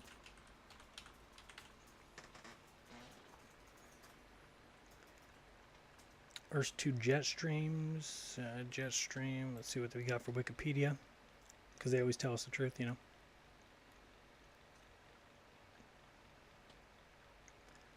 Let's read this together, just because I don't think I've ever read this. I usually don't trust Wikipedia, but it is the going belief, so it is a good thing to kind of figure out what do they tell everybody. So jet streams are fast-flowing, narrow, meandering air currents found in the atmosphere of some planets, including Earth. On Earth, the main jet stream are located near the altitude of the tropopause and are westerly winds, so that's what we saw, flowing west to east. Their paths typically have a meandering shape. Jet streams may start, stop, split into two, or combine into one stream, or flow into various directions, including opposite the direction of the remainder of the jet. The strongest jet streams are the polar jets at 9 to 12 kilometers, so at 30,000 to 39,000. So note this is saying that the strongest jet streams are between 30 to 39,000 feet, which means all planes. Well, all passenger jets. If you've ever flown a passenger jet, then this is where you fly, 30,000 to 39,000 feet. And the higher altitude and somewhat weaker subtropical jets at, what? The strongest jets are the polar jets at 9 to 12 kilometers above sea level, and the higher altitude and somewhat weaker 33,000 to 52,000. The northern hemisphere and the southern hemisphere each have a polar jet and a subtropical jet. The northern hemisphere polar jet flows over the middle to northern latitudes of North America, Europe, Asia, and their intervening oceans, while the southern hemisphere polar jet mostly circles around Antarctica all year round. So notice that, because that's exactly what we're looking at. If we're looking at, I can't really show you right now, but when we look at the flat Earth map, we're talking about a stream going around the outside. Jet streams are the product of two factors. I don't really care about your opinion of this. Let's see here. Other jet streams also exist during the northern hemisphere summer. Easterly jets can form in tropical regions. Let's see, is there any kind of list? Discovery. Because this makes a lot of sense here. See this? This way, this way, this way, that way. Let's see here. Cause. Polar jet stream. The thermal wind relation does not explain why the winds are organized into tighter jets rather than distributed more broadly over the hemisphere. One factor that contributes to the creation of a concentrated polar jet is undercutting of subtropical air masses. I was more looking for something to list the speeds of them at various altitudes. I'm not really finding anything like that. Let's see here. Yeah, so if anybody's ever heard of one of those, please comment on it so that we can check that out. Basically, the Earth.nullschool is the best one I've seen. But I would love to see which way the jets are going at, 42,000, 41,000. Because if we go to these flights, let's get out of here. Okay, so let's see this again. I'm just going to pick a random one down here. Oh, let's do one of the shorter ones that they do. So here's like, this one did in 1024 rather than 11 hours. So let's watch this one. Whoops, lost it. There we go. Play. And so what we're going to watch this time is, let's watch the... Go. Okay, let's watch the height and see what they supposedly get up to. We just saw highest jet streams are what, 30 to 39. Let's see, we're up to 14, 16, 17, 21. Another thing I noticed, they're at 34, hanging around 34, 35. Okay, so you'll see here, it took off at 34, and then when it comes down, it's at 39. So, they're probably cruising at least above 39 till they get here, and then they start coming down. So we can't say if they're at 45, or we wouldn't know that, because it looks like 39. Oh, 40,000. Looks like they hit 40,000 right here. So they must be at 40,000 at least for this whole part. And again, let's tip it back and forth, see if we see anything in the true airspeed. So again, right there, if you saw that, right there, I'm holding it. See, it always... Oh, wait, can I pause this? I'll do it that way. So if you're watching, again, that true airspeed, we've got some interesting things happening. Look at the speeds that are down there. Ah, shoot. Always slips off there. So, I mean, right there we had 1,074. Can you see it? Shoot. Okay, I'm looking here. True airspeed. I don't know if you saw what I was just doing. So there's... Click it. There you go. 9 something. I can't see enough, fast enough. 1,033. I'm going to hold that there for a second. So it's saying that the true airspeed is 1,033 with a ground speed of 300. I mean, that's impossible. Somebody's telling a story. In my opinion, again, it's because the plane is going much greater distance on its flight than it's telling us, which would account for that. That its true airspeed is much, much more. But when you're looking at the ground speed, well, the ground speed is based off the distance that it thinks the flight is going. So if you're going 10,000 miles, but your GPS thinks you're going 7,000, well, then that's the discrepancy you would get. Your true airspeed would not coincide at all with your ground speed. It would be a mess, kind of like this. And it's still funny that these flights don't track this true airspeed anyway, for all this time that it's in between. Like, what's wrong? Why can't we know how fast the plane is going? Anytime they're keeping you in the dark of something, there's probably a pretty good reason for it. Let's see. Let's go find a plane up here real fast, just so we can see if other planes are doing this. Let's go to live. Let's see here.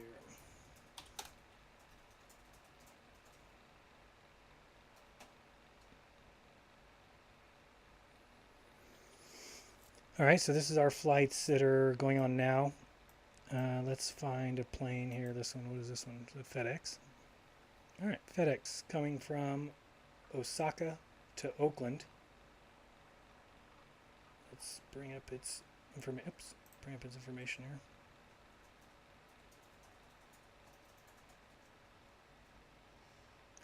So it's at 36,000 feet, 567. Sometimes it's easier to find the past flights. Let's find one that's happens a lot. Let's see which one's this one. American Airlines from Phoenix to Boston. That's probably an everyday flight, so let's go with that one. So AAL 2399, AAL 2399, AAL 2399, AAL 2399.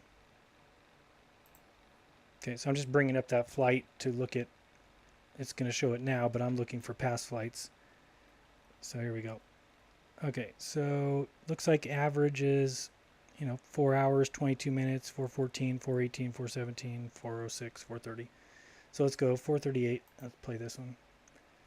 I'm just trying to see if they're blocking the your true airspeed on all these flights or what's going on here. Okay, so this plane's about to take off. Let me scroll up here so you can see a little bit and a little bit down. We're watching the altitude here. And yeah, they're blocking this one too, true airspeed. Let me see if we drag it across. Well, not so much really. I mean, this one's actually showing your airspeed. See how you can get it to come up in there? Can you see that? So it's showing here 710, 900, 600. But notice here, watch this for me, these two numbers, and watch how they coincide. You're not getting much difference there. Maybe 100 at the most. Let's watch it again. Go. I just want to see what our true airspeed versus our ground speed is. Come on. There we go. Well, that's a lot more. But no. Okay, now we're within 100. 5, 4, 4. So about 100 at the most, I guess, or, it was a lot different for a little bit there. And it's about to land there. But I do see some thousands up there too. 1,079 right there.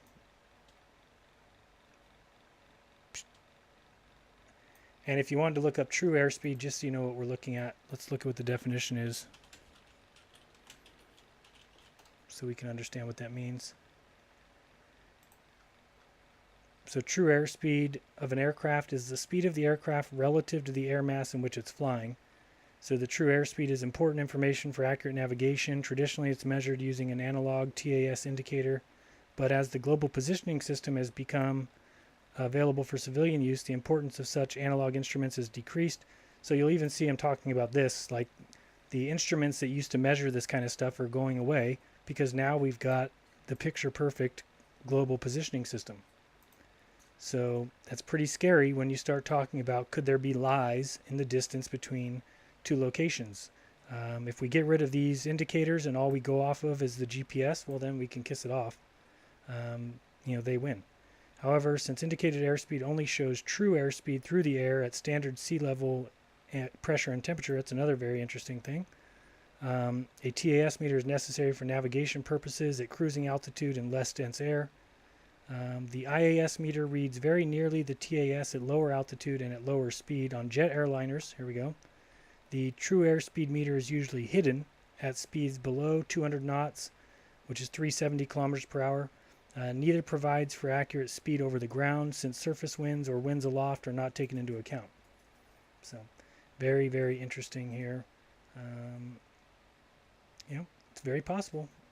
Very possible. All right, let's look up some more flights here. Please refresh. Okay, so the other ones I wanted to look at were, let's go to, let me see here. I'm going to go back to my map or my globe. Will you bring you with me? Alright, so we're looking at the globe again. We've done these ones already. Again, mostly we're going to stay in the lower hemisphere because we want to see if we can find out any... okay, so let's see. We got Madagascar to... Let's see what we can find going this way. Okay, so west side of Australia. Let's go Perth. Okay, and let's go Perth to Johannesburg for now. And let's see what we can find there. So I'm going to flip you back over. Browser. Transition. Alright, so we're going to go Perth. Hello.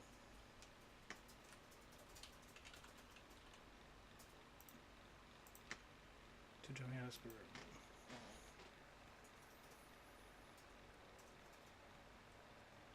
Okay, on that one we do have some... Hello? I'm going to bring up non-stop only on this one.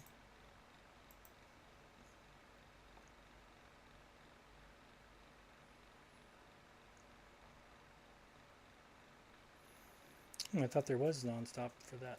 Okay, so let me try again, different date. Let's go on Saturday.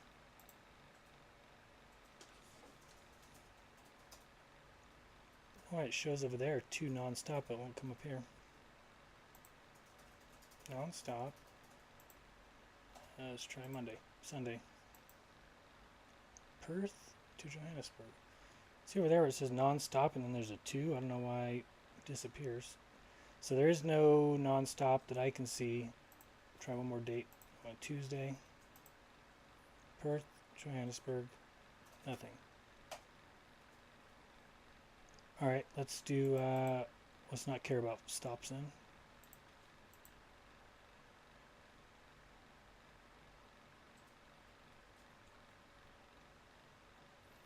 Really weird. Everybody see this? This non-stop? It wasn't coming up before. Let me go ahead and check that. Alright, so we got some non-stop. For some reason didn't come up in our other search. But we're going to select this one, and then our back, we'll go this one. So thanks. Very interesting. Alright, so this one here, we're going to open this one up.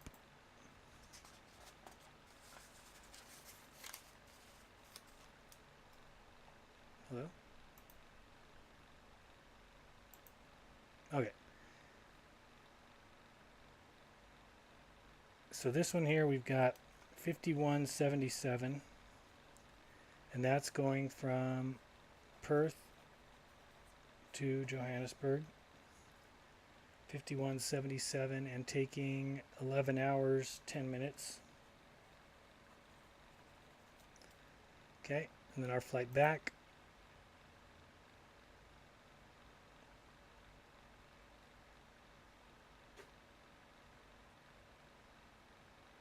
This one here is going interesting on this one. So we're going Johannesburg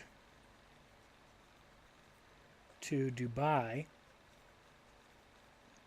It's taking 8 hours. We'll put 8.25 for 8 hours 15 minutes. And then 10 hours from Dubai to Perth. Dubai to Perth. 10 hours. They show that at 56.16. And they show this at 39.70. 39.70 was the Johannesburg to Dubai. 39.70. Alright, so let's do some math on those, just see what we get. So we've got 39.70. 39.70 and 8 hours, 0.25. 481, again, very slow. And that one is Johannesburg to Dubai. 39.70. 11 hours, no, 8 hours 25, 8.25.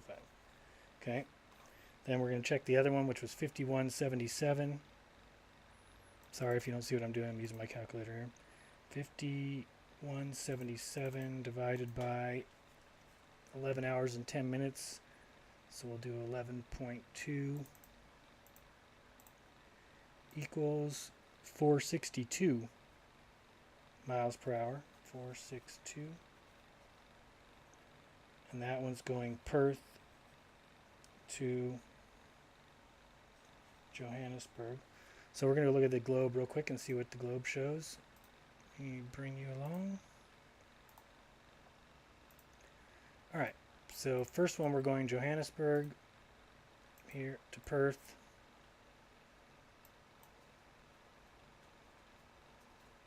Hello, Perth, alright, there we go. Okay, that's showing 51.97 and I've got down 51.77, close enough. We'll save that one. Okay,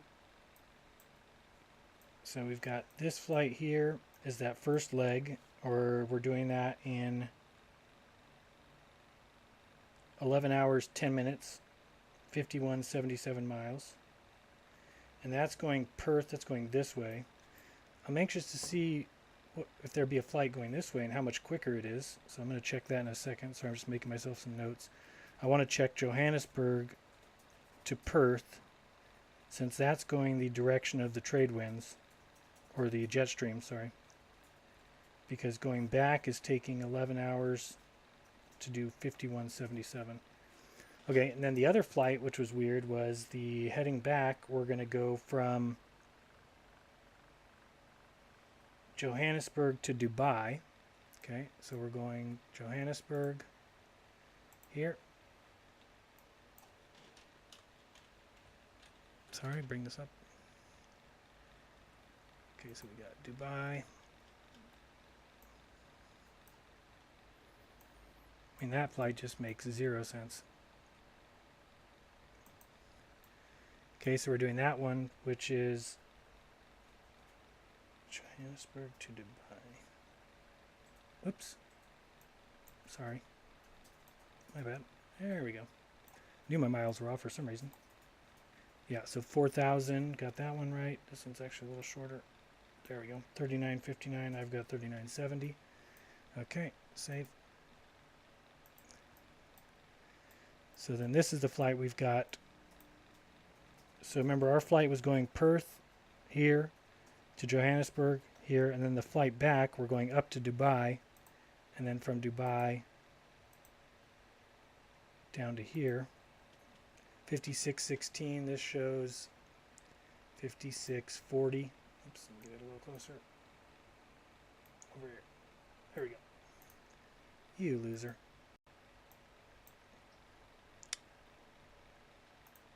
Sorry. Come on, where's my little dot? Thank you. Alright, 56, there we go. 56.04. Dubai, there we go. Save. Okay, so again, this flight here, I mean, there's just really makes no sense to me.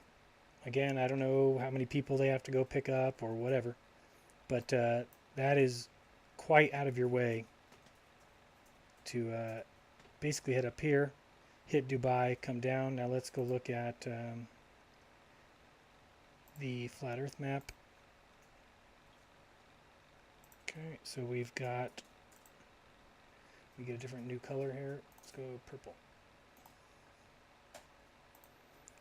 Okay, so we've got this flight here is what we're trying to do. Come on. Okay, and where's Dubai? Dubai is right here. So what makes more sense? Let's look again at the globe. Sorry, I need to bring you along with me.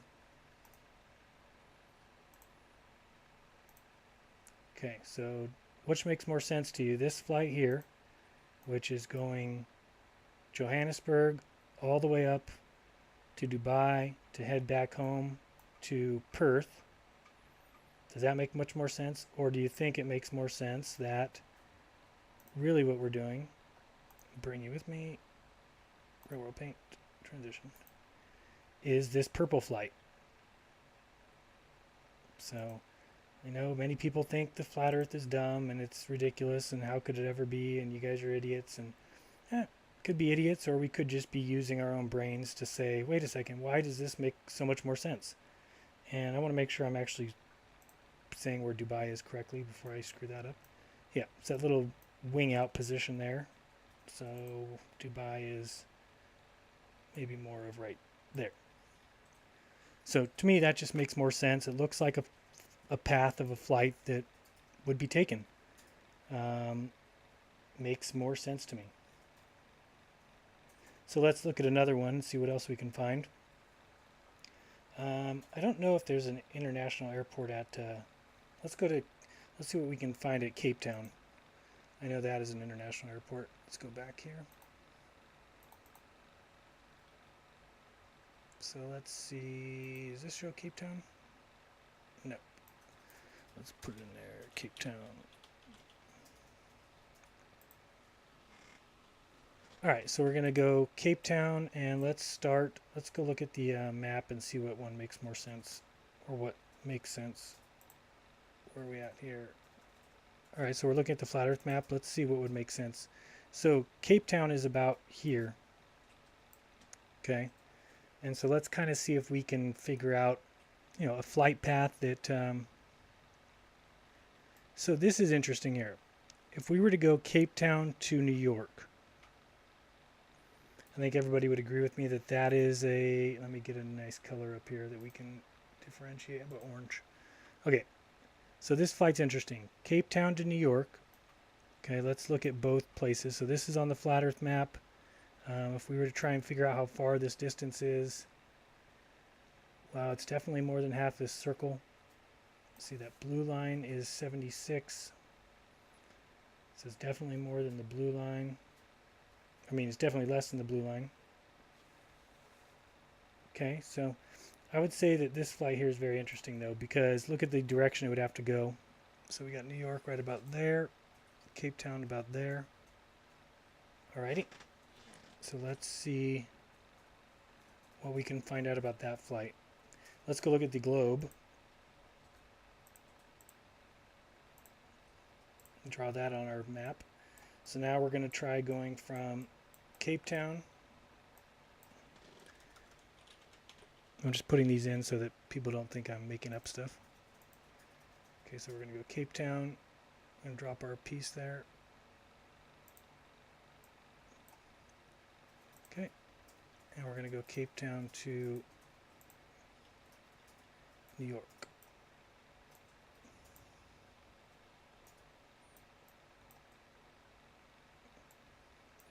Okay, and we're also going to be at, I'll drop it. Okay, so we got about 7805 distance here on the globe. Save, don't forget that. Let's take a look at it from back further and see what we're doing here. Okay, looks like a complete ocean journey, right? So it should just be a non-stop flight. There shouldn't, hopefully you're seeing what I'm saying. Yeah, you are.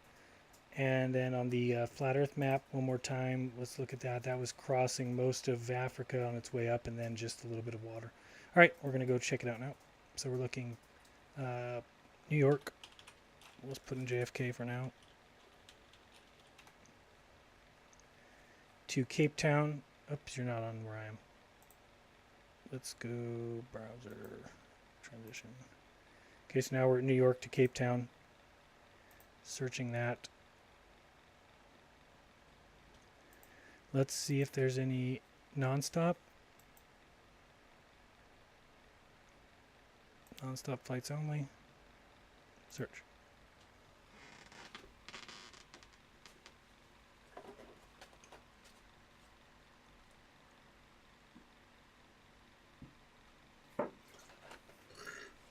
Pig. Let's see here. So no, none there. Let's change the dates. Oops. Let's leave on a Saturday.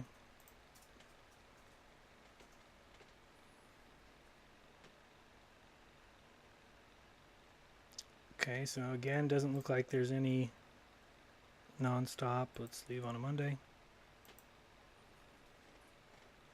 Oh, that's getting back on Monday, sorry.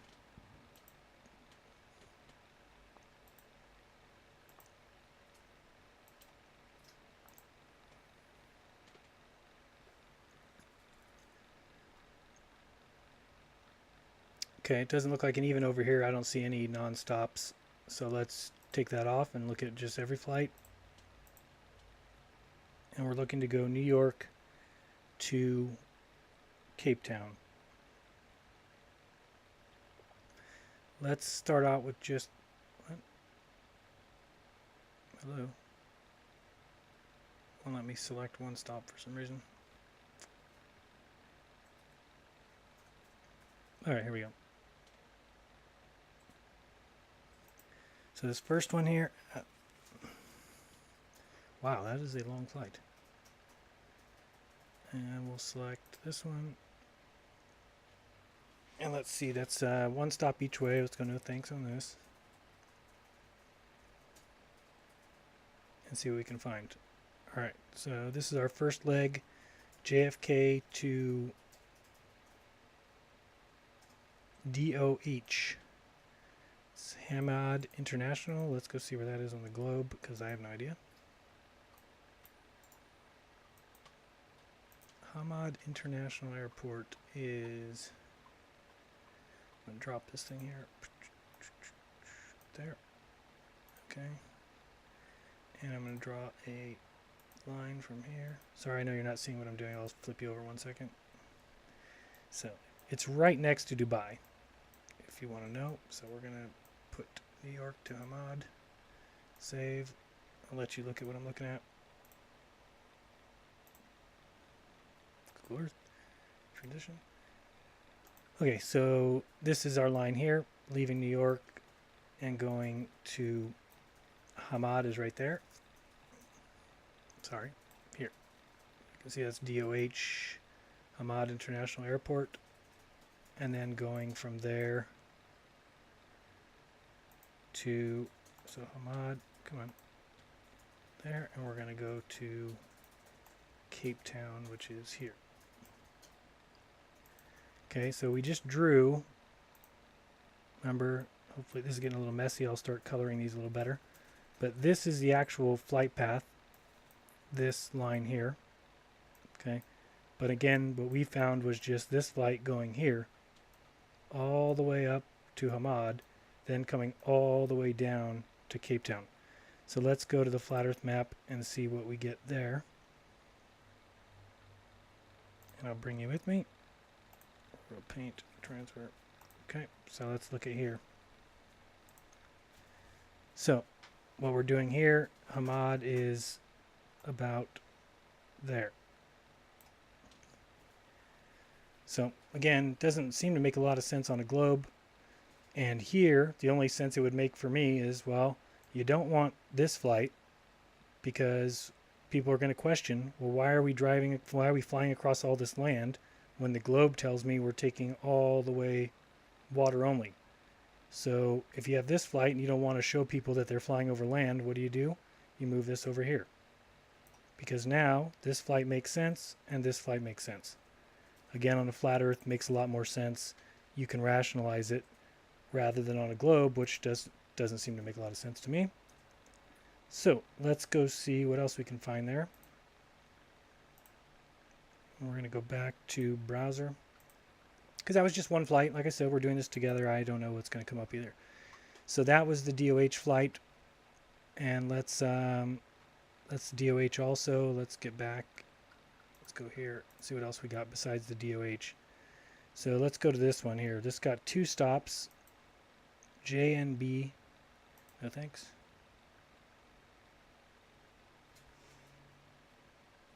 Let's see what we get here. Why does it say DOH? I thought, oh, maybe this one. So this one's from Cape Town to Johannesburg. Johannesburg to Abu Dhabi. Abu Dhabi to JFK. So same thing we just saw, right? I mean, if we want to see where Abu Dhabi is, you can see if you want, but let's put that in. Oops. Okay, so Abu Dhabi is in between Dubai and Doha. So in between them both is Abu Dhabi. So again, that's the exact same thing, right? Hopefully I don't have to draw that out for you. You can see that basically it's just a three-legger. So we're going from Cape Town. Let's start up here. Excuse me. And you'll see the total flight time is quite a long time. So we're going from Cape Town to Johannesburg, which those are right next to each other. 2-hour flight. Boom, you're there. Then we're going from Johannesburg to Abu Dhabi, which is in between Doha and Dubai, and then Abu Dhabi to JFK. Again, so far, and I'm just speaking on my own behalf, my own opinion, I have not seen any flights that make any sense on a globe, and all flights explained on a flat earth map. Again, is the flat earth map correct? Nope, not saying that. But I'm saying that it's we'll never know until we've got tons of thousands of people out mapping the world that we live in. We think it's already done, so everyone's just packed their bags and said, okay, it all works. Planes go where they're supposed to go. We get there when we're supposed to get there, which may be true. No one's saying that the globe lie has hindered our ability to travel. Nobody's saying that. What we are saying is that why lie to us unless you're hiding something? So tell us what you're hiding. And of course, they'll just scream and yell, we're not hiding anything, we swear. We're not doing anything wrong. We just show you CGI from space just because we like to, or whatever reason they might give. So let's, looks like all these are doing the same thing, right? What is this one? Did I see Hong Kong in here? Let me check this one out real quick. I wouldn't even know which direction they would go. Wouldn't you go the other way to get to Hong Kong? I don't think you'd go east, but I could be wrong. So let's see, this one is JFK to Cape Town DOHK. Then this one here is coming back. So you would go Cape Town to Johannesburg, got that. Johannesburg to Hong Kong. Hong Kong to Kennedy. 8,041. So would they be going... God, I'm assuming you would go the other direction. So that's even crazier. Okay, let's check this one out because this is interesting here. So this is, we know Cape Town to Johannesburg. We don't need to mark that one down. Then we got Johannesburg to Hong Kong at 6641 miles. So Johannesburg to Hong Kong. Okay, let's go mark that. Johannesburg to Hong Kong on the globe. Johannesburg to Hong Kong. Okay. So Johannesburg. Here, stop it.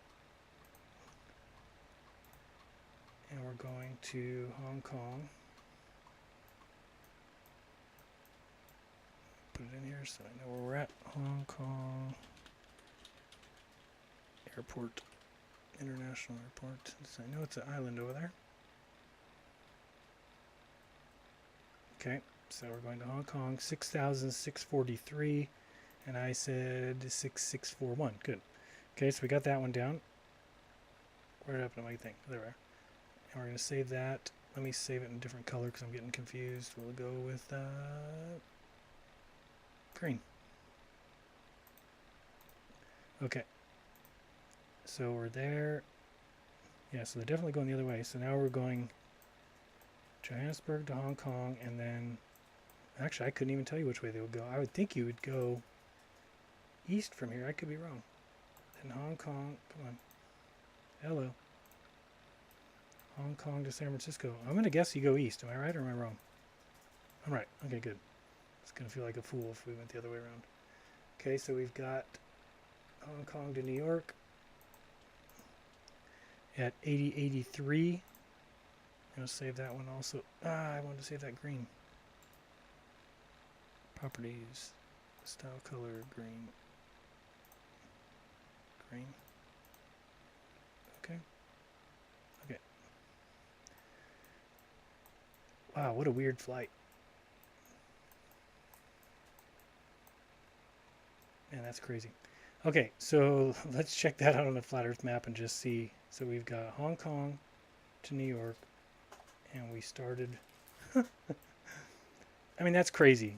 To go, I mean, we can actually see the two locations right here. We can see Johannesburg and New York right here. And yet, they're going to go from here to Hong Kong, then all the way to New York. Okie dokie. You know better than me.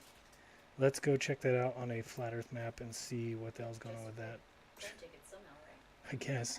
It's ridiculous. How long does that say it takes? So that's the 80, 41, 16 hours? That's crazy.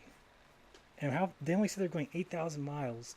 8,000 miles in 16 hours, and it takes, 16 hours at... I got it. So 80, 41... Where's my calculator?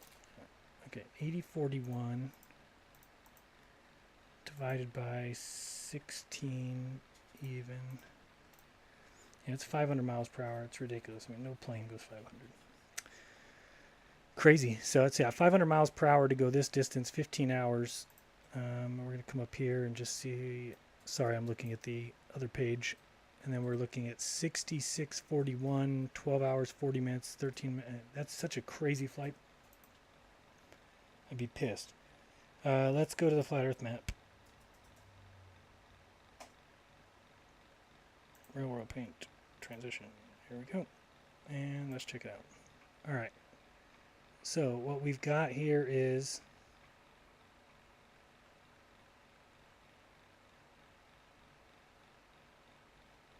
let's do a different color. Let's do let's do black. All right. So we went from here to here, right? Then we went from here. Shoot, don't do that. Then we have to go from there to Hong Kong, which is it's a little off that island if I think I know where it is. So we're going from here. Come on. There we go. So Hong Kong is, I want to say it's like here. I hope I'm right. Is that about where Hong Kong is?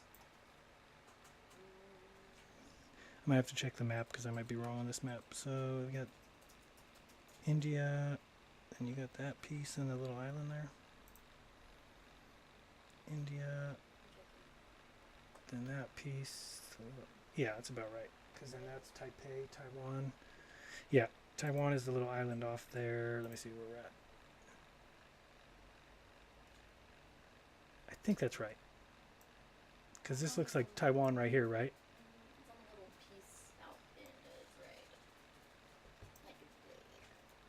What? That little piece hanging out? Oh, wait. No, I don't think. Sorry, guys. Hold on. I want to make sure I have it right. Maybe. Yeah, that. What is that little island there? What is that called? Yeah, that little island's right here. See, and then it's Hong Kong is right here, and then Taiwan is there. Yeah. Okay. So we're about right. Sorry, I just don't know my places very well. So that looks like about right there. Okay, and then they go to New York, they're going here. So again, it's probably the dumbest flight plan ever on any map, but it definitely can make sense. Again, you would still ask yourself, why don't we have this flight here? But if you ask me, that's kind of a no-brainer because this flight here would be hard to fool anybody on, right? If you took this flight here, people are going to ask questions about why are we flying over land. But if you take this flight path here,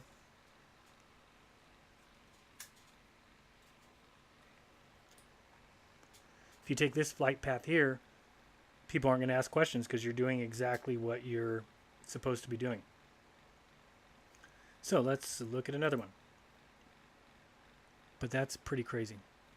That is a long-ass flight plan, 45 hours. You're going to be real pleasant when you get to where you're going. All right, let's try, let's look at the flat Earth map again. What are you looking at? I got to check what you guys are watching. Oh, good, you're looking at flat Earth map. All right, let's see what we can find flat Earth map-wise. Some interesting flights. Anything that's going to be a straight shot, you know, on the flat Earth map here. So let's look at, I'd like to see something up in this region. Shooting down here, Cape Town. Let's see what we got over here.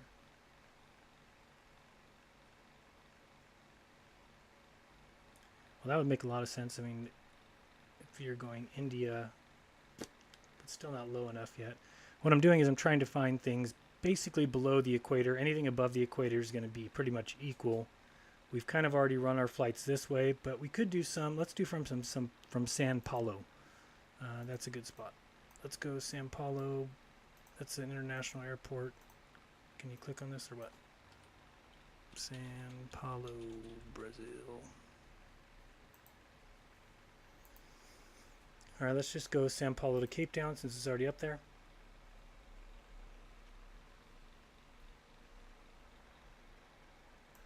Let's go ahead and tell it we want nonstop.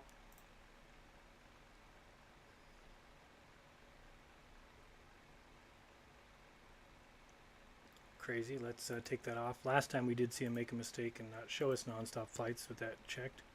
So let's check here.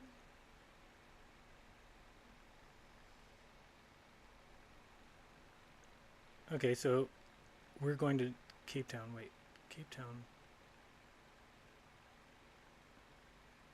That's crazy. So I'm just showing you here, if you see what's kind of weird, all these stops are in Johannesburg, which is, let's look at the, oh, you're not looking at what I'm looking at. Sorry. I'll show you on here. But Sao Paulo, I'll make sure I get the right location for us. Sao Paulo, Brazil. I wonder what sense that makes. Why would they do that? So Sao Paulo, Brazil. We're going to draw a line here. Sao Paulo to Cape Town. Looks like they're all coming here first and then here. Why would that be?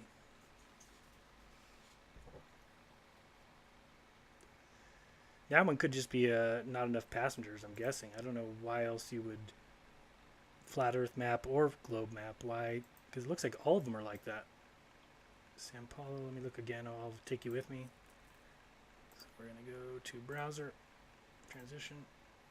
So I'm just looking at these Sao Paulo flights, and you'll see they all have one stop, and they all stop in Johannesburg. This one here, DXB, where's that? Is that Dubai? DXB, I think DXB is Dubai. Yeah, Dubai. Which we've already kind of looked at those. So not a lot that makes sense there either. They all go to Johannesburg. How far is the, I'm just going to look, now I'm going to look at the flight times to get from GRU to Cape Town. Whatever, doesn't matter, pick one of these. Oh shit. Sorry.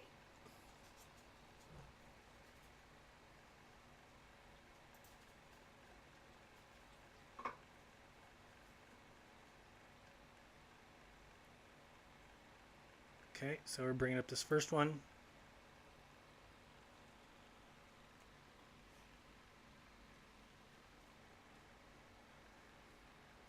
And so the flight distance 46:34, 9 hours 5 minutes. Let's check that one out. So what did I say? 46:34 divided by 9.1. It's 509 miles per hour. 509.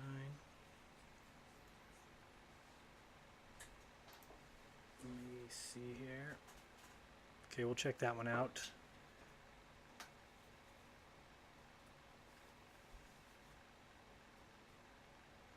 Just makes no sense. It'd be the only one. So let's see if we can find any. I don't know why they would do that only.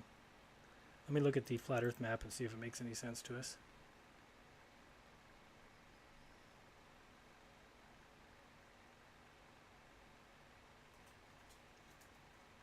Let me bring you with me. Now again, I'm not going to claim that this is this is actually what's going on, because I don't know. But, you know, I think some of us would agree that it's not impossible that some of these locations are not where they say. Because if we're going Sao Paulo here, and every flight goes here and then back here,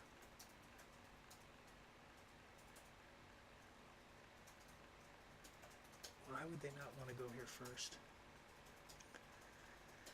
I'll have to think on that one. The only thing I could think of is, I mean, if this tail end of Africa is actually over here more, then what you've got is you don't want to go across land, for instance, and let me just show you just an example, but I'm not saying this is the way it is, just using my head right now. If we had this and this was actually turned this way, for instance, well then you'd be going across too much land here. And you would want to go across this land, then cut down. So, just a thought.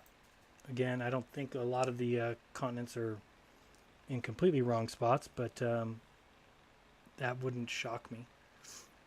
Because otherwise, it just makes no sense. Why would you go... Again, I'll draw it. So you got Sao Paulo's about here. Why would you go always here, then here? Why not here, then there? So, if you have an answer for that, leave in the comments on the video, because I would like to know. Because basically we're getting this. Let me go, let's do a blue. And then we're going here. So that's what we're seeing, which just doesn't seem to make a lot of sense. Okay, so let's see what else we got here. So let's go Sydney.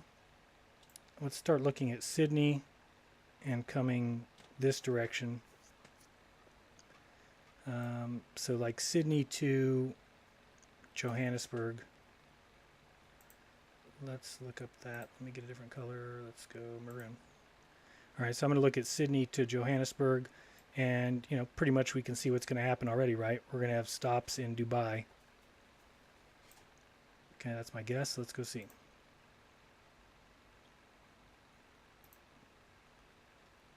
So we're going to go Sydney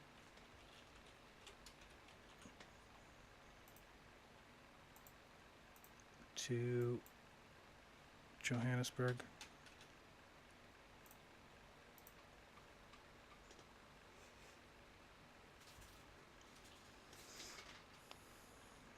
Really? Looks like it shows one non-stop there. Let's see if we can get that to come up. Search. Seems like when I use that little check mark, nothing's happening.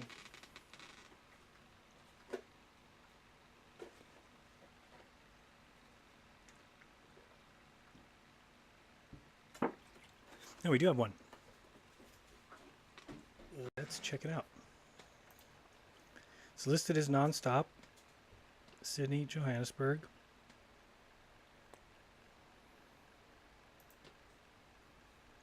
$11 hours, 45 minutes. Let's wait.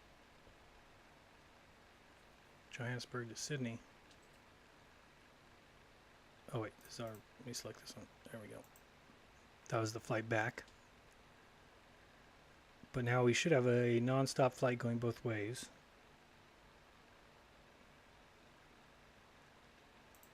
Alright, so we've got 14 hours and 11 hours 45 minutes. So the 14 hour is 68.63. I'm just going to real quick check my distance on here. 68.63. And we're going from Sydney. Where's Sydney? Come on. I'll be right back with you 1 second. If you want to remember that, I'm just drawing this Sydney to Johannesburg. Stop. There. Okay, Sydney to Johannesburg, I have 68.75, and that one showed 68.63. Okay, so 6863. And I'm going to figure out the miles per hour on that one. 6863 divided by 14.2 is 483. Again, really slow. And then on the way back, we're doing an 11.45, so 11.75, same distance, 6863 divided by 11.75 equals 584 miles per hour. Doing the same distance, 6863. Okay. Got that one now. All right, now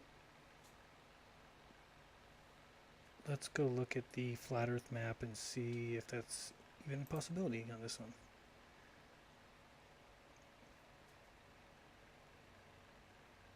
So we go all the way there. So Sydney's there. To Johannesburg there. And that one's the questionable one because, again, you're going to be over all this land unless you take a shot out here. In which case your flight is going to be, well, let's see, if we flew like this, you can cover mostly water like that. 6863, 6863. This is 7632. I'm going to grab this real quick and see what we've got. Lasso. Oh, you idiot. Close enough. Copy. Paste.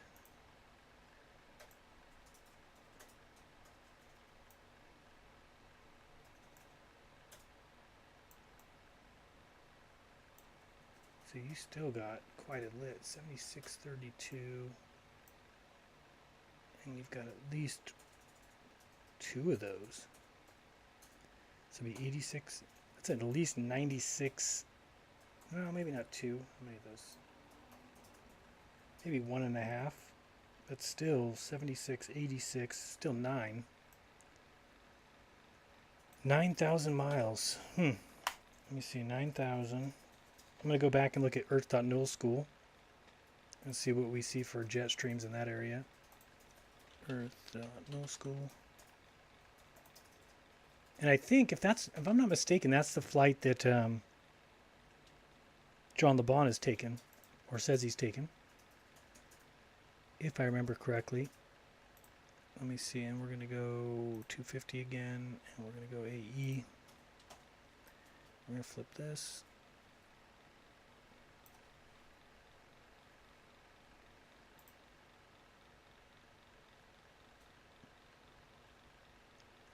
And we'd be going this way here. And so this flight here takes,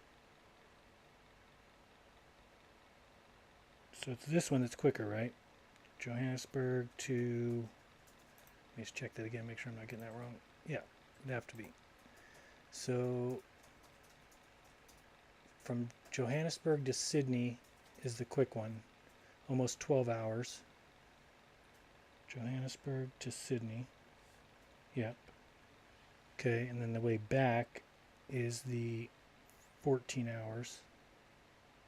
14 hours, 10 minutes. Let me go back over here. Oh, sorry, you're not looking at me. Keep forgetting to bring you. Hold on. I'm looking at this again. Trying to follow. Okay. So we're looking here.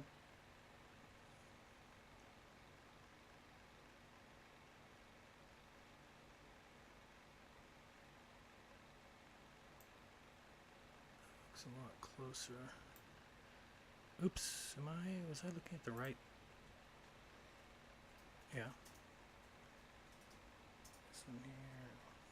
See, so I'm just looking at the little bit of a difference between, and you'll see if I kind of, you can see the difference between where Sydney is here versus by pulling it more this way. And this is kind of what we're talking about. See these little tails? I mean, this isn't enough difference that anybody would know anyway. If you've ever seen the Gale Peters map versus the Mercator versus the various, I mean, nobody would know the difference between these being slightly shaped differently anyway. But there, you're not looking much of a difference. And this is a jet stream you can catch here.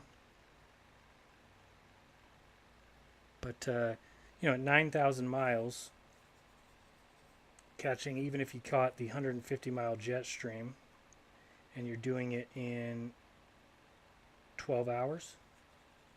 Oh, yeah, that's possible. Because then we're looking 12 hours.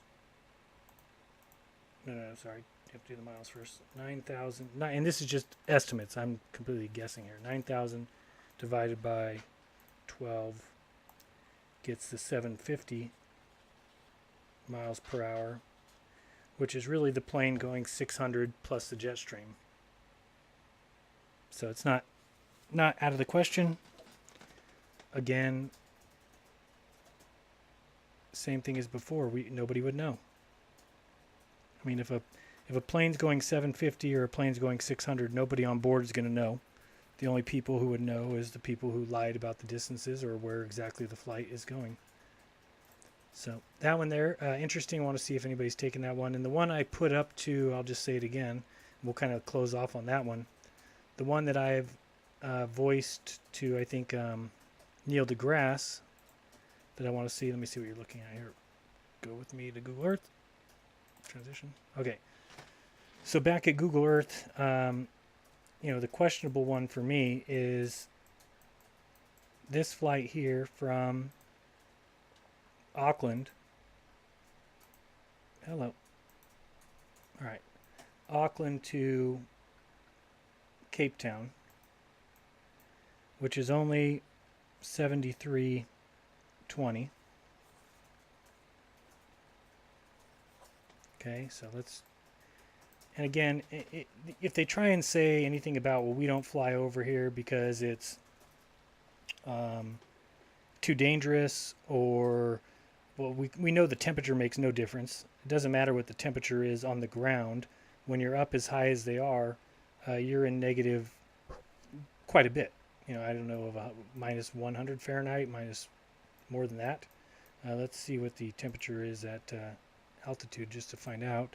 So we'll put temperature at 38,000 feet.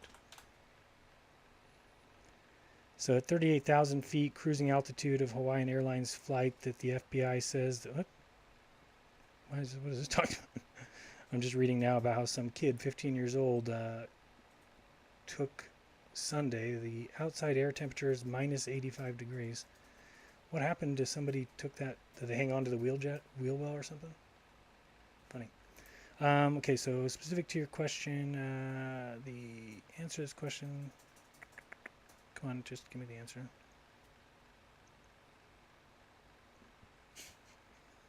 Let's see here. Oh, here we go. All right, at 40,000 feet, temperature is about negative 70 Fahrenheit. Oh, that's that one.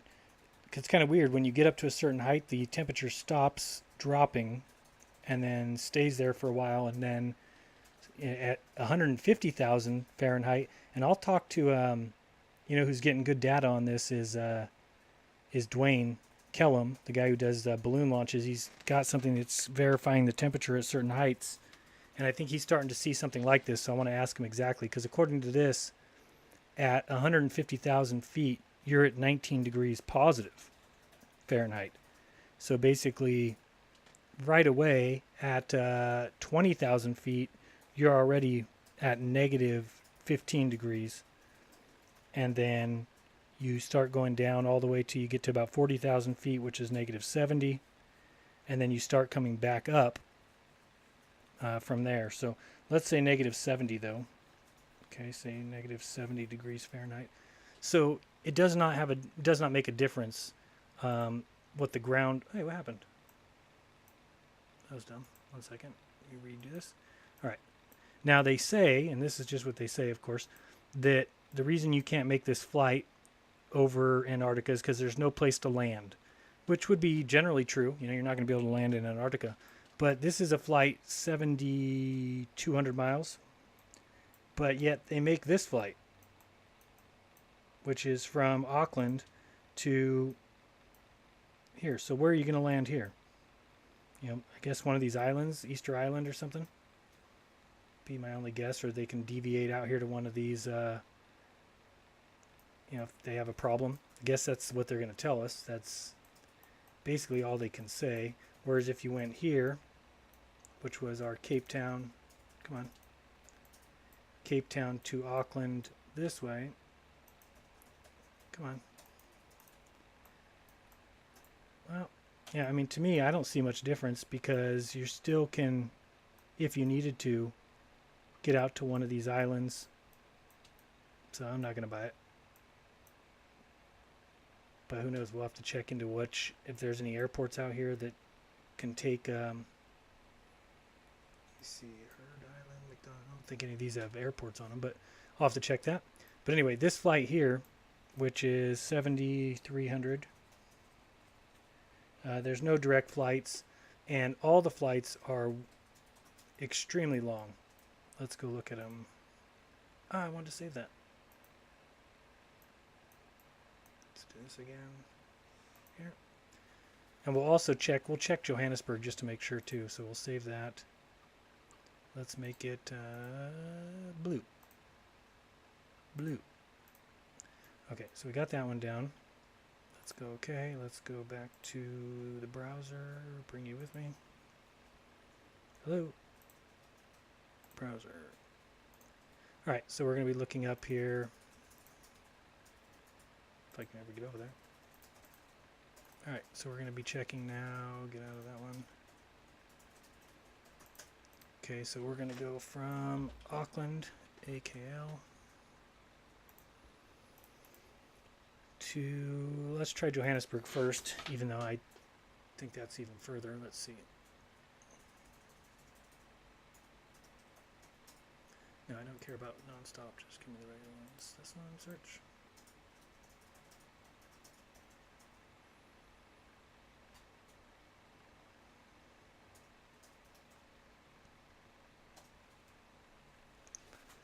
So all the stops are in DXB, DOH, which were Abu Dhabi and Dubai.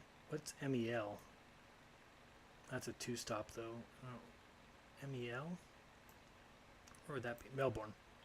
Okay, that makes sense. And let's see if there's any to Cape Town.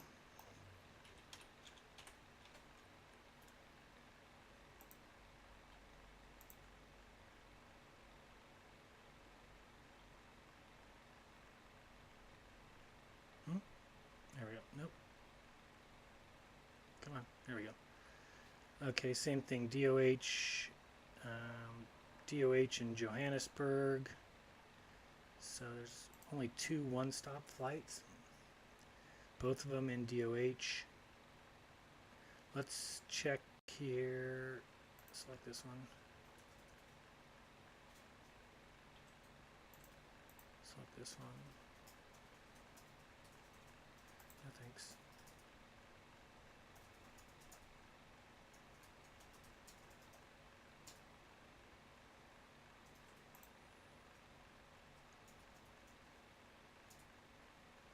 Auckland to DOH, almost 18-hour flight.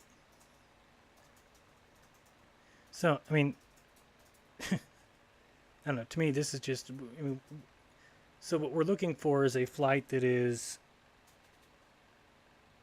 What did we say? 7,000. I don't have it exactly. Let me look at it again. This blue line here. What was this flight distance? So from here to here. So 7,300. So they don't have the 7,300 mile flight, but they've got 9,032 miles for 17 hours and 40 minutes. So you've got 9,032. Come on, 9032. Divided by 17.75 equals, so 508 miles per hour. And they're going all the way Auckland to DOH, and then DOH to Cape Town. And even that flight, almost 10 hours. 46.31 for 10 hours. 46.31 or 9:46. So divided by 975. 474. Pretty slow again. And let's go look at the map and see how that plays out. So this one, got to bring you with me. Or paint transition. And so we're going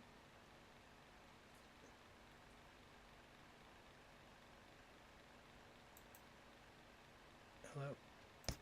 And let's do red. So we're going Auckland, hello, to DOH, which is here. Yeah, so right in here somewhere. And then from there to Cape Town. And that flight was, but it would make sense why there's no direct. Make a lot more sense on the flat Earth versus the globe, because on the globe it makes no sense. Why would you go almost 2,000 miles further unless this was the reason? So, I mean, for me, there's definite reasons to question flight times over the globe. For me, the main thing is you've got, I've said it before, billions of people, billions who have gone around the world this way. Billions. Happens every day. People flying, people doing this, people doing this. You've got this going on all the time. You've got it going on up here. You've even got it going on down around here. You see it every day, billions. This is circumnavigating east-west. I know for a fact that I've gone to the Philippines and I flew out of San Francisco, went to the Philippines. I know my wife's flown out of San Francisco and gone to Germany.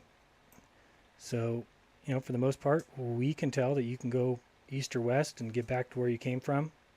That should be something everyone accepts, that if you went this way, you would be able to come back to where you started. But the bigger problem becomes this, which is who has circumnavigated north-south? Because on a flat Earth map, it doesn't happen. It can't happen. And again, I'll just, for example's sake, and I think if I bring it up here, let me see if I can actually search it. Or what are you looking at? Are you still looking at the... Sorry. That's going to... Wait. Maybe you were looking at... Oh, good. You were looking where I was. But I'm going to bring up the browser real quick and show you something. See if I can find the guy who broke the record.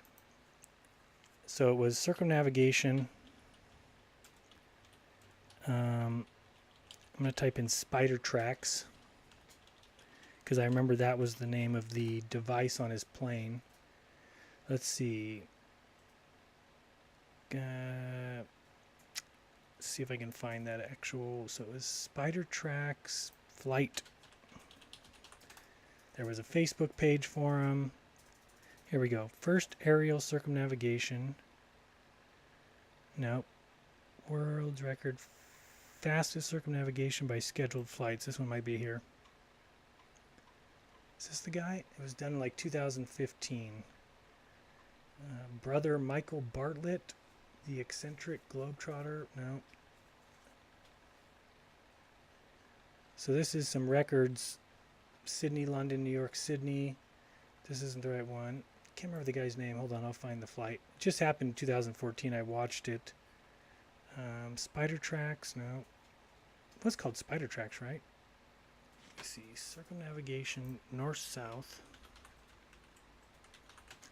Spider tracks flight. Flying around the Earth.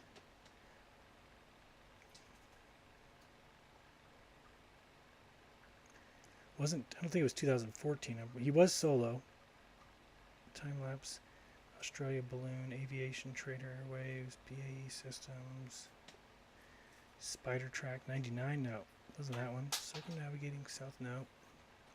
God, what was that guy's name? No, not this guy. I'll find it 1 second. So it was spider tracks, circumnavigation north-south. Let me take off spider tracks.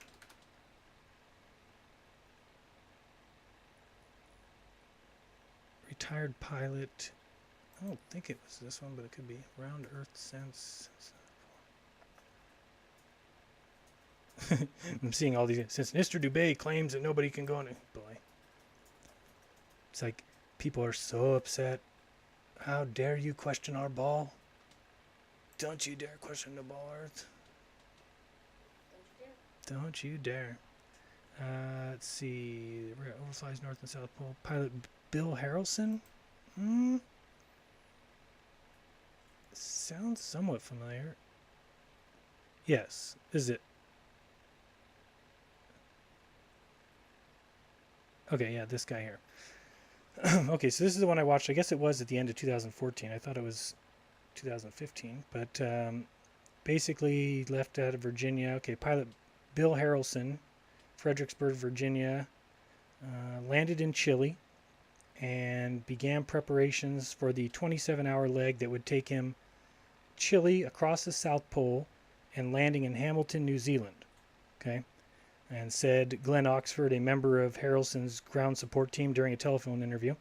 Everything will rest on his third leg. Oxford, also an airline pilot and a former naval aviator, said the ground team was keeping an eye on weather in southern Argentina, hopefully that the conditions would move east, away from Harrelson's route south of Bartlett in some airplane. All right, so Harrelson, whose progress is being followed by the public on a ZQ Pilot Facebook page, that's right, ZQ Pilot, and on a real-time tracking site, Spider Tracks. Now, last time I clicked this, they've taken down the tracks, the path. It'll say something about Spider Tracks. They've changed the way their site works. See, the Spider Tracks website was migrated. It has been redirected. And I've tried to find, if you go Spider Tracks, then you have to have an account. Bunch of bullshit. It wasn't there before.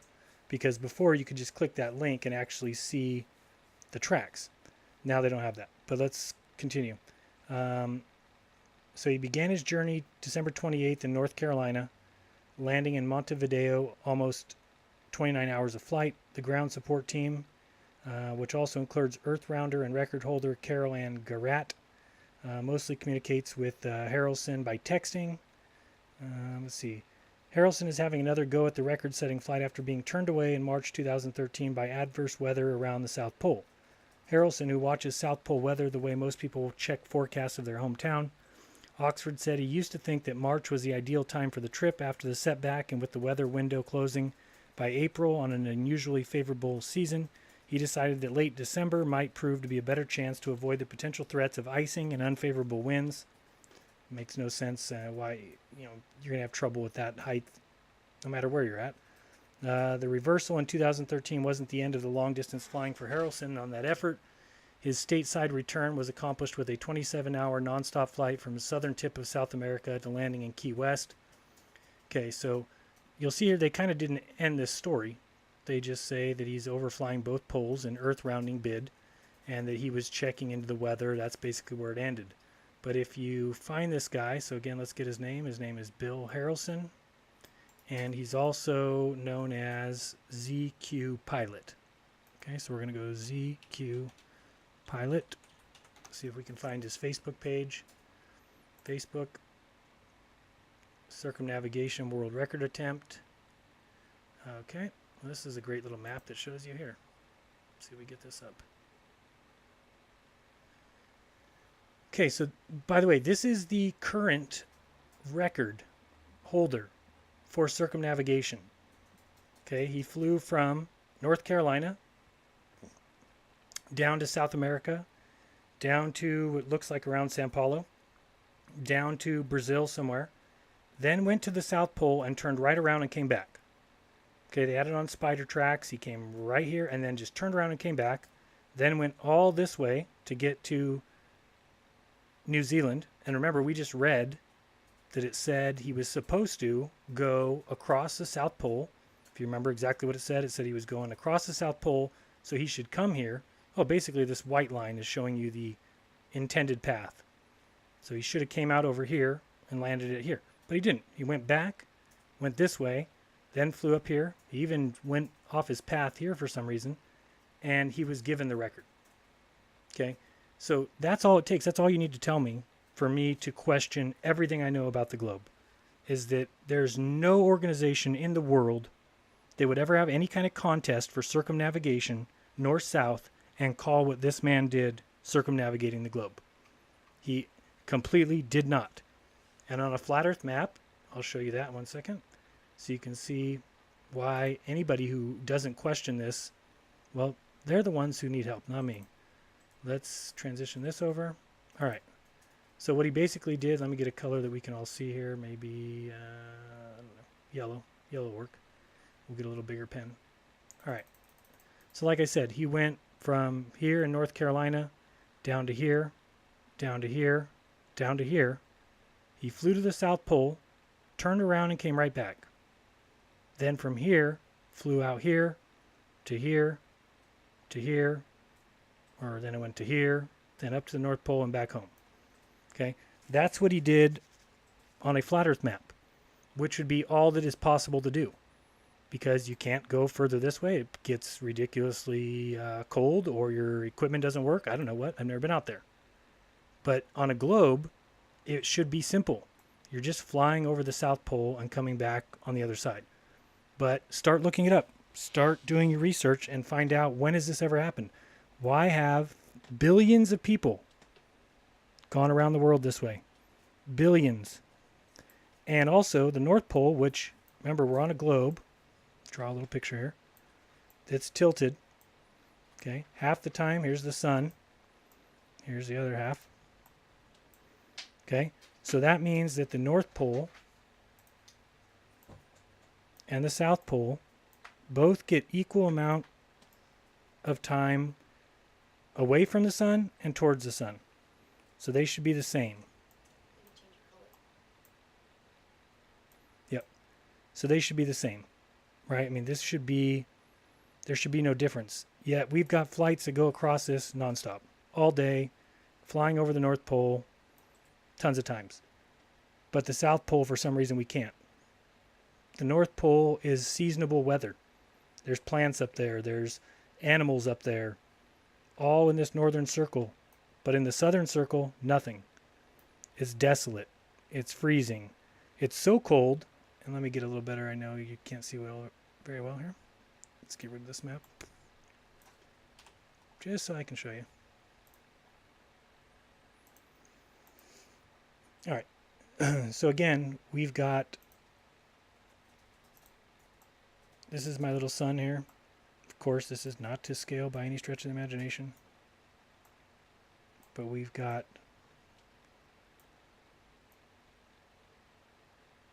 okay, there you go. And then we've got our tilt. Again, I'm not doing any kind of degrees. I don't know what angle I'm at. Just showing the point. Okay.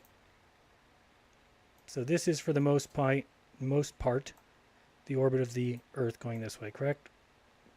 Okay. Half the year, the north is faced away from the sun. This is during the northern winter. Half the time the north is pointed towards the sun during the northern summer. Okay, so you've got this bottom portion here of frozen Antarctica.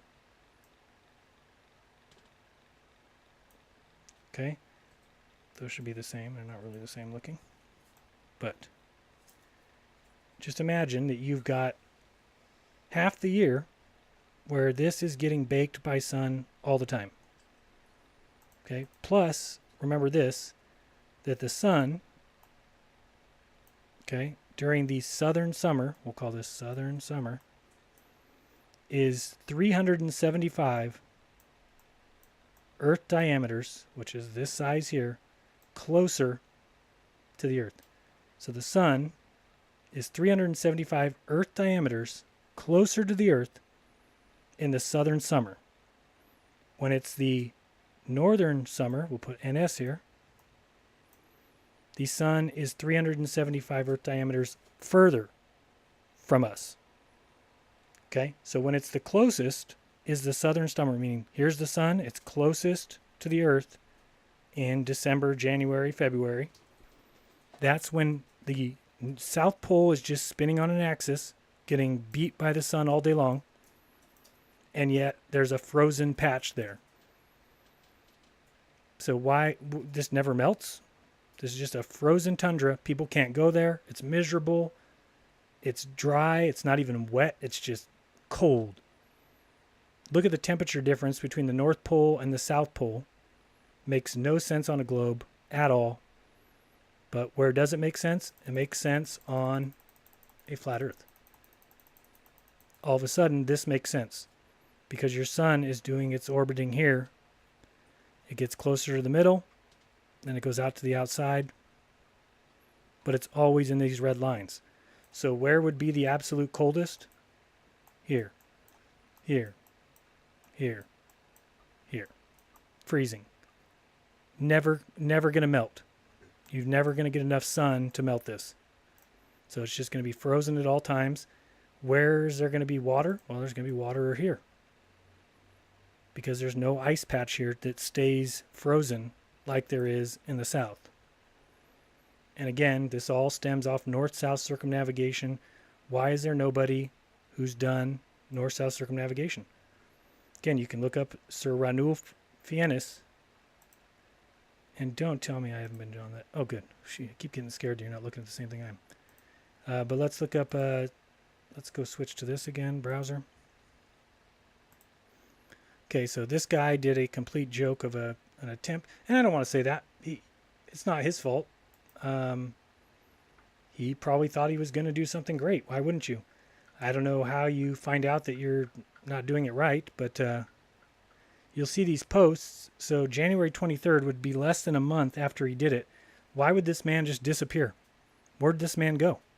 He had a Facebook page called ZQ Pilot where he was updating everyone all along the time.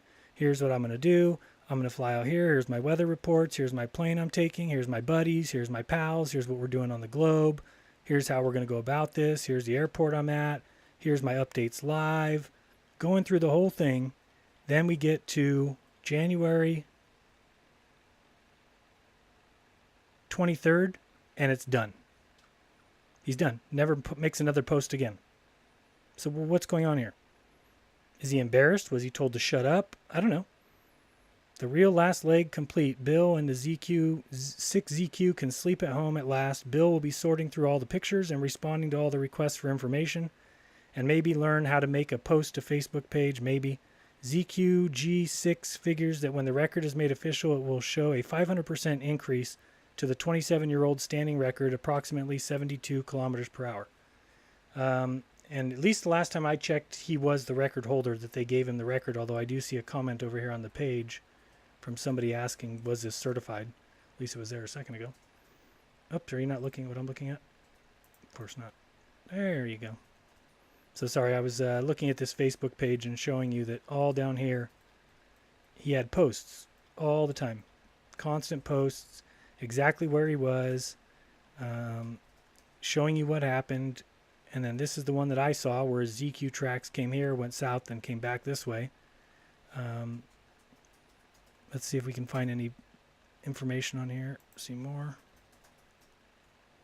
But then what happened is he got back and then disappeared. So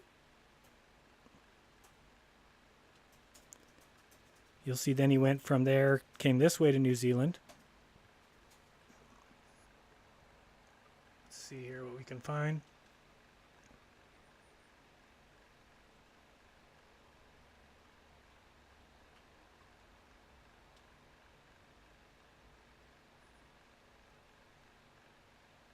And then he flew this way. Excuse me. But basically the important part here is you'll see he gets up to his post here showing that let's see if there's any comments here. Oh, here's a comment. Was the record ever officially certified? Why didn't he fly across the Antarctic ice wall to the other side? Due to headwinds, he didn't have enough fuel to make it to New Zealand, so he went back to Chile, which is about 800 kilometers closer.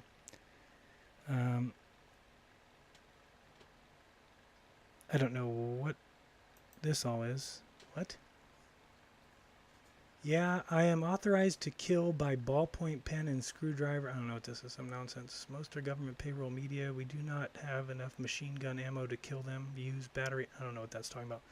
Anyway, you'll see he gets up here. This is January 23rd, 2015. And that is the last post of this person's page. Had a lot of people following, a lot of people liking. ZQ pilot page, supposedly some record-breaking thing, but he stopped posting. So I don't know. Maybe I'll try and contact him. I doubt he'll talk to me. But what happened here? Why would he not talk anymore? Is he the record holder? Pretty crazy. Here's a local from the Kinston paper. So this is an article from a newspaper. Let's see what's up with this.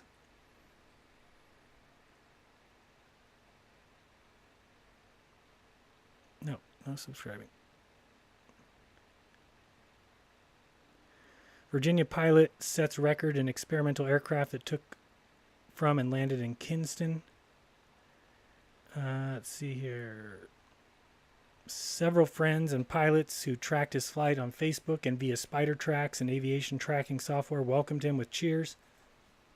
Took photographs and video of his descent onto the runway after he circumnavigated the globe. I mean, this alone, this is a lie. This is a lie. He did not circumnavigate the globe. We just looked at what he did, and it's not circumnavigating. Let's go look at the globe real quick just to see what he did. And it's the same thing as when those college people did the balloon launch, and every news station took a run with it and said, oh, look at the curvature of the Earth. They showed the curvature of the Earth. These students verified the curvature of the Earth.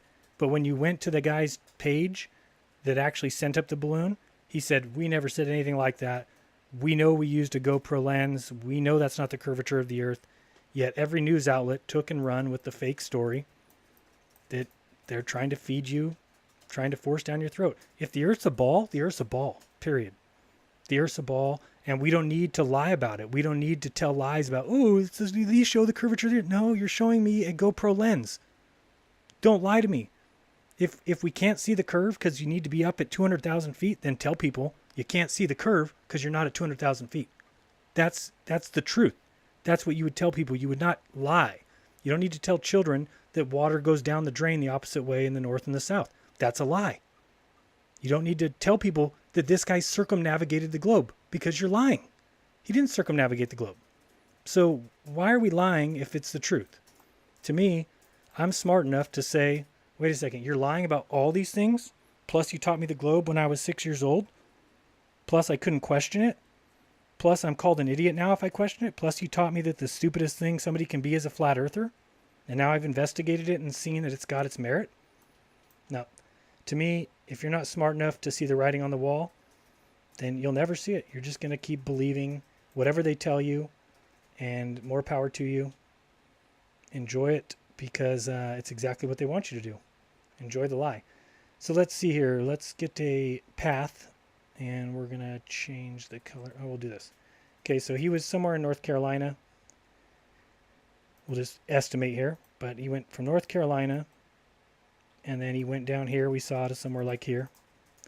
Then he went to somewhere about here. Then he went to somewhere about here. Then he went to here. Then he went here. Then he went to somewhere out here. Then here. Then here. Here. Here. Here. Here. And here. Okay, and let's see if we go save, and let's make it a color we can all see. I don't know, let's go maroon. Oh no, let's go green. And let's see if we change this width so we can get it real bright.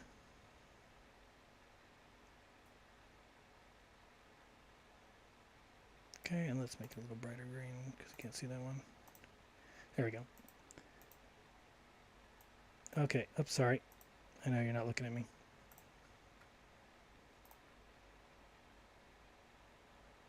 And Google Earth. Okay, sorry. There we go. Now we're looking at Google Earth, and you can see I just drew a line from North Carolina down to South America, down to here, down to Brazil, South Pole, back, out to here, down to New Zealand, up to Hawaii, across to LA or something, to Alaska, to here, and over here. Okay, so stand back and look at this globe, and you tell me, why would we lie to people and say that this is circumnavigating the globe? Is this circumnavigating the globe? To go here, go to the South Pole, come right. So why wouldn't you have just gone here? Why would you go all the way back, all the way up here, all the way down here, when you could have just gone here? You know, to me, there's no excuse. It's just, that's fine if the weather was too tough. I understand that, but it's a ridiculous flight to do on your own. So you didn't break the record, you didn't circumnavigate. That's okay. Nice try. Valiant effort. Not, nope, he circumnavigated. I mean, that makes no sense. It's the kind of thing that would happen if there was some sort of deception or some sort of lie going on.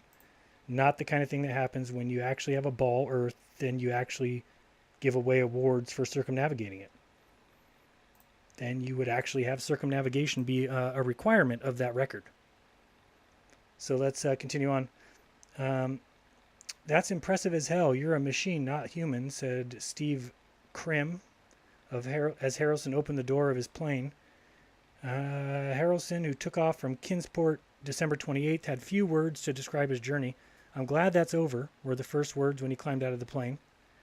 He flew home on a home-built Lancair 4 experimental aircraft on his round-the-world journey, taking a route over the North and South Poles. You see this? I mean, disappoints me, man. I mean, just, there's stuff like this. When I see stuff like this, then what are we even researching? If you're going to research stories that we just saw, that he clearly did not go over, but here's a news story where it says he took a route over the North and South Poles. So if somebody investigates this, they're going to say, no, you idiot. He went over the North and South Poles. He circumnavigated. But did he? We just saw he didn't. The small aircraft was configured, blah, blah, blah, but he built the airplane specifically for this trip. See what else we find here. Harrelson knew what he needed to do. He'd attempt the world record-setting flight in 2013, but adverse weather conditions prevented his pursuit. The weather didn't hold him back this time. It absolutely did. It absolutely did hold him back. That's his excuse for not going over the South Pole. It was scary, he said. It was particularly alarming when he was flying. Excuse me. Quiet down. He was flying over the North Pole. Yeah, sure it was. Cold enough that he couldn't keep his oil temperature above 70 degrees, which could have led to mechanical problems. He said the worst part of the trip was being stuck as he was grounded in many places. On January 2nd, he rested a week in Chile. A week later, he was just outside of New Zealand. Later, he was stateside in Honolulu, and he kept a watchful eye of the weather. Approximately 1,000 people were following his trek on Facebook. He was able to keep in frequent contact with his friend. The 3-week flight is already making waves throughout the experimental aircraft community. How are you going to top that? Asked Dennis Ramsey, who also flies the Lancair 4. As they await official confirmation from the National Aeronautic Association and the Fédération Aéronautique Internationale that the record was set, there's one person who will not try and break it. Harrelson, he's not attempting any more world records. No, this is it. I'm happy to have done this, and I'm not doing it again, he said. Harrelson said he was a flight instructor to the summer. He graduated high school, but he's been a pilot all his life. It's a sickness, he says. I mean, this is ridiculous. And this is, again, that same link to the spider tracks, which you can never get to anymore. And no wonder why. I mean, and actually, I'm going to email this person right here because I need to ask them. Excuse me, I'm trying to copy this. I'll be asking this person, why would you lie to people? I mean, why say that stuff? I mean, it just makes no sense to me. I don't understand why we have to live in a world where people have to lie. The guy did something awesome. Just say that. Say what he did. Congratulate him on doing something awesome. But you don't need to say that he went over the South Pole when it's been admitted that he hit the South Pole and turned around.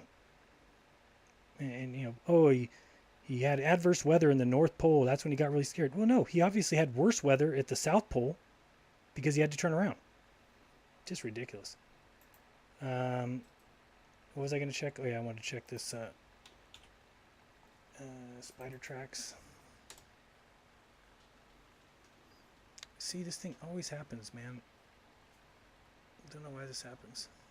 It used to be you just be able to punch this in and you would be able to see it all, and now they've got the Spider Tracks website was migrated. If you have been redirected to this page, please ensure all bookmarks, favorites, and desktop shortcuts are changed to go to. Oh, so let me see if I can just change the. So it's gospidertracks.com. Let me see. Okay, so go.spidertracks. It is that. https go.spidertracks.com/fleetpro/public/ZQPilot. Now, well, it clearly showed. I mean, what you see there on the website, on the Facebook, is exactly what they showed on the Spider Tracks, which was. Ouch.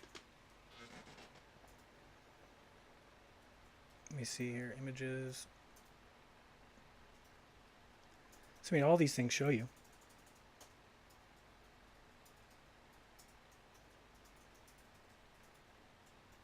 What he was supposed to do, and you'll even see this was his intended route, the white line, but he went the red line. You'll see the double red because he went back.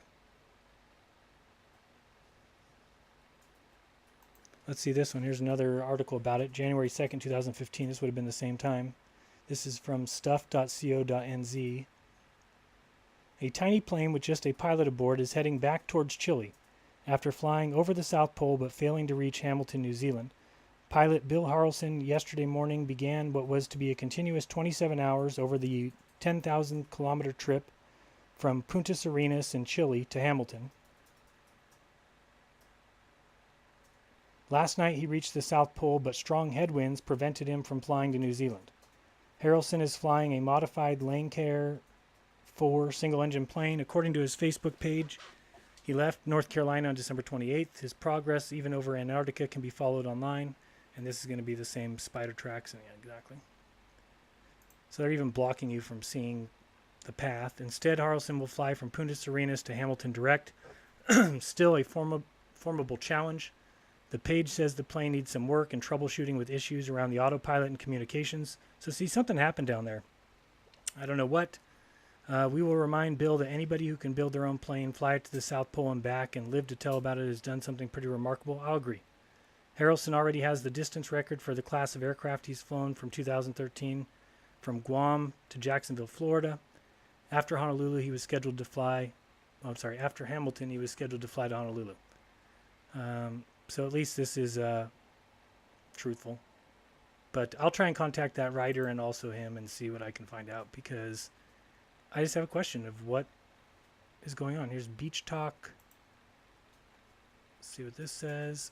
My brother Kurt's friend, retired airline captain Bill Harrelson, will depart Kingston tomorrow morning, non-stop to Angels Adami Airport in Montevideo, Uruguay, on the first leg of another epic solo flight. This is Bill's second attempt at flying around the world over both poles. Yesterday, Kurt flew from his home in Virginia to Indianapolis.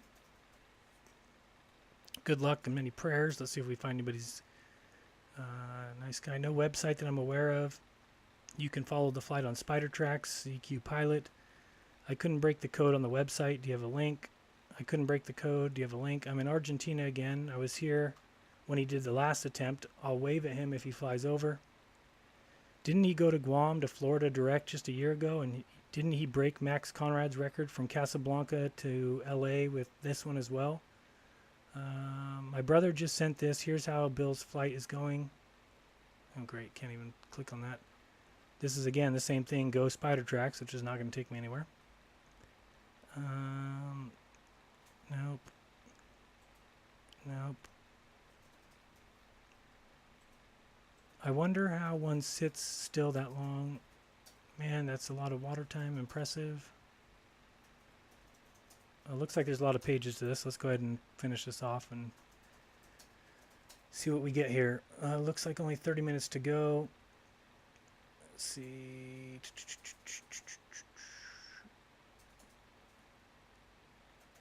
So this is on the date, yeah, December 30th. So this is about when he was going to be in Brazil. He took off again, about 4 hours to go. Okay, here's Bill's plan from my brother. I think his plans remain somewhat flexible depending on weather. His next stop is Punta Arenas, Chile, then Hamilton, New Zealand, Honolulu, Fairbanks, and Kingston. Okay, let's see. Does Fairbanks count as polar? No, let's keep going. Okay, you got to go look at a globe to get a true sense of the route. If I were going to do the record run, I would call it via the poles. I'd make the route to go over the actual poles for bragging rights, if nothing else. I agree. Let's see. And I'm pretty sure there's got to be rules for circumnavigation, and I bet you they make an allowance for north and south that allows this to be called circumnavigation, which should be all you need to know that it's not true. Let's see. Chile to New Zealand is 5,000 miles. No, it's not 5,000 miles. Probably 6. But anyway, probably close to another 30-hour trip. But according to the Great Circle Mapper, this doesn't look polar or crossing the Antarctic Circle. I thought I read somewhere that a polar flight just has to traverse the polar region. What is the polar region then? So I think people are starting to question what's happening here. December 30th. Okay, I did some Googling. According to the Antarctic Treaty System of 1961, the Antarctic region is defined as all land ice south of 60 degrees. Based on a Great Circle path posted above, it could take him south of that line, which would officially put him in the Antarctic region, though not over land or ice and not as far as the Antarctic Circle, but I guess the legal definition would count. Jeez. Let's keep going. Looks like he landed. Just an 8-hour flight today. So let's see if these people, because it's 13 pages on this forum, so I'm sure it's going to get dicey. Flight plan is to go to the geographic South Pole, guys, 90 degrees south latitude. The ice cap is close to 10,000 meters there. No landing strip at the actual pole, hence distance from Punta Arenas to 90 degrees south is 2219 nautical miles. Distance from South Pole to Christchurch, 2736, added up. Yikes, that is going to be around 30 hours with no good place to divert. Imagine getting on a highway and seeing a sign saying next exit 200 miles, no services next 200 miles. However, his longest flight up to now was more than 7,000 nautical miles, Guam to Jacksonville, Florida, so this little 5,000 mile leg will be a walk in the park. True, but a good chunk of it was over the U.S. This trip is ETOPS, engine turns or people swim. Sorry, that's funny. Bruce, what's the water temperature down there? Okay. As I'm laid up at home with the flu, first time in my life. What? Pretty impressive. I can't help but wish him much health on his trip. 12 hours in what would be a bad time to get, as Pooh Bear says, a rumbly in the tumbly. As I'm laid up at home, we already read that part. All right. See current satellite IR from Punta Arenas. Wait, what's this? This is something different.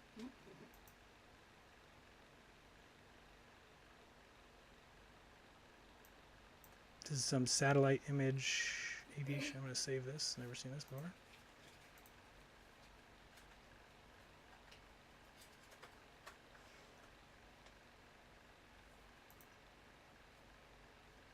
Interesting site. Everybody see this site? If you want to know, it's aviationweather.gov. So I'm going to be looking at this later.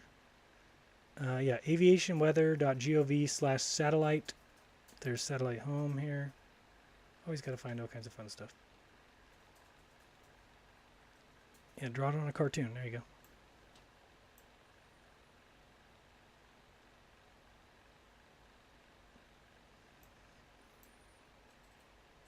Interesting. What is this then?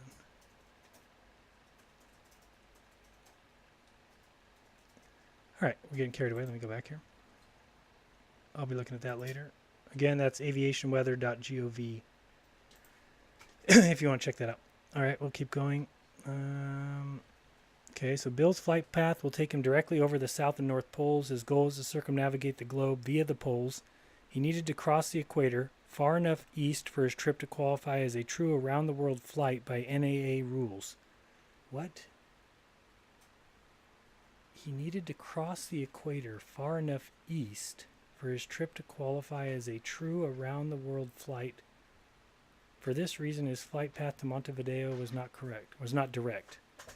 I'll have to think about that, but I think what they're saying is that, I don't know, you have to be far enough east, so then that's probably why, because you're not crossing the South Pole. You just need to be on the east on one side, on the west on the other. The WX in the poles say greater than 75 degrees latitude is always high pressure, hence mostly clear, albeit very cold. The problem will be during the crossing of Drake's Passage from Tierra del Fuego and including the Antarctic Peninsula, and then headed northward again from the Antarctic continent to New Zealand. Same story in the northern hemisphere. Both of these areas contain terrible, horrible weather year-round. Bob Gannon crossed from Ushuaia to Marambio on the Antarctic Peninsula and told me he had such a severe icing that 3 times he had to descend down to almost sea level before it would melt. By the way, I have spent a great deal of my flying my plane and other small ones from California to and from that area. Okay, I'm copying all these links. This is all good stuff. Taking all this page here. Hello? Can I have my thing? What the hell's going on? I don't know where my little... Copy that way. Okay. And we're going to page 4. Page 3, page 4. He is airborne again and heading south. He is now headed out over some of the Earth's most desolate and unforgiving parts. This is absolutely fascinating to watch and makes me very humble thinking of my long cross countries in the U.S. Best of luck. This is crazy for me because it does bring back memories, because this was one of the very first like investigative things I did flat Earth related, because we started making videos in 2015, right? February 2015. But we were flat earthers as of November 2014.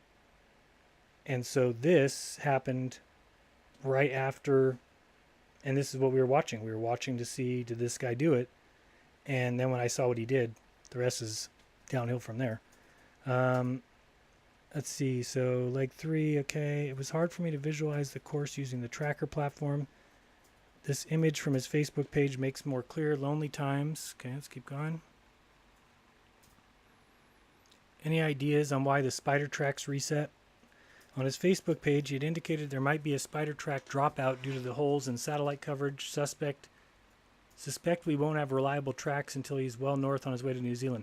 And I remember what happened. What happened was when he got close to the South Pole, the spider tracks disappeared, but it came back when he was still headed back to Brazil. So it wasn't gone very long, but coming up on 80 degrees, he's close. I figured he's about 20 minutes from the South Pole. I think he just did it in 3 minutes between pings. He went from 180 heading to a 358 heading, and now from 71 to 118 east. Looks like Bill just flew over the South Pole. Let's continue on. What I don't understand is why it appears that he looped around it and is flying back almost the same track. It doesn't look as if he's going in the direction of New Zealand. I suspect the headwinds he encountered getting to the South Pole left him short on fuel for his New Zealand planned destination. Spider Tracks has him heading towards South America.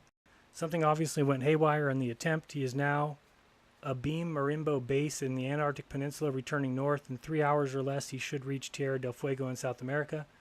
My friend Martin Rappielli flew his Aerostar a few years back from Ushuaia over the South Pole to New Zealand non-stop.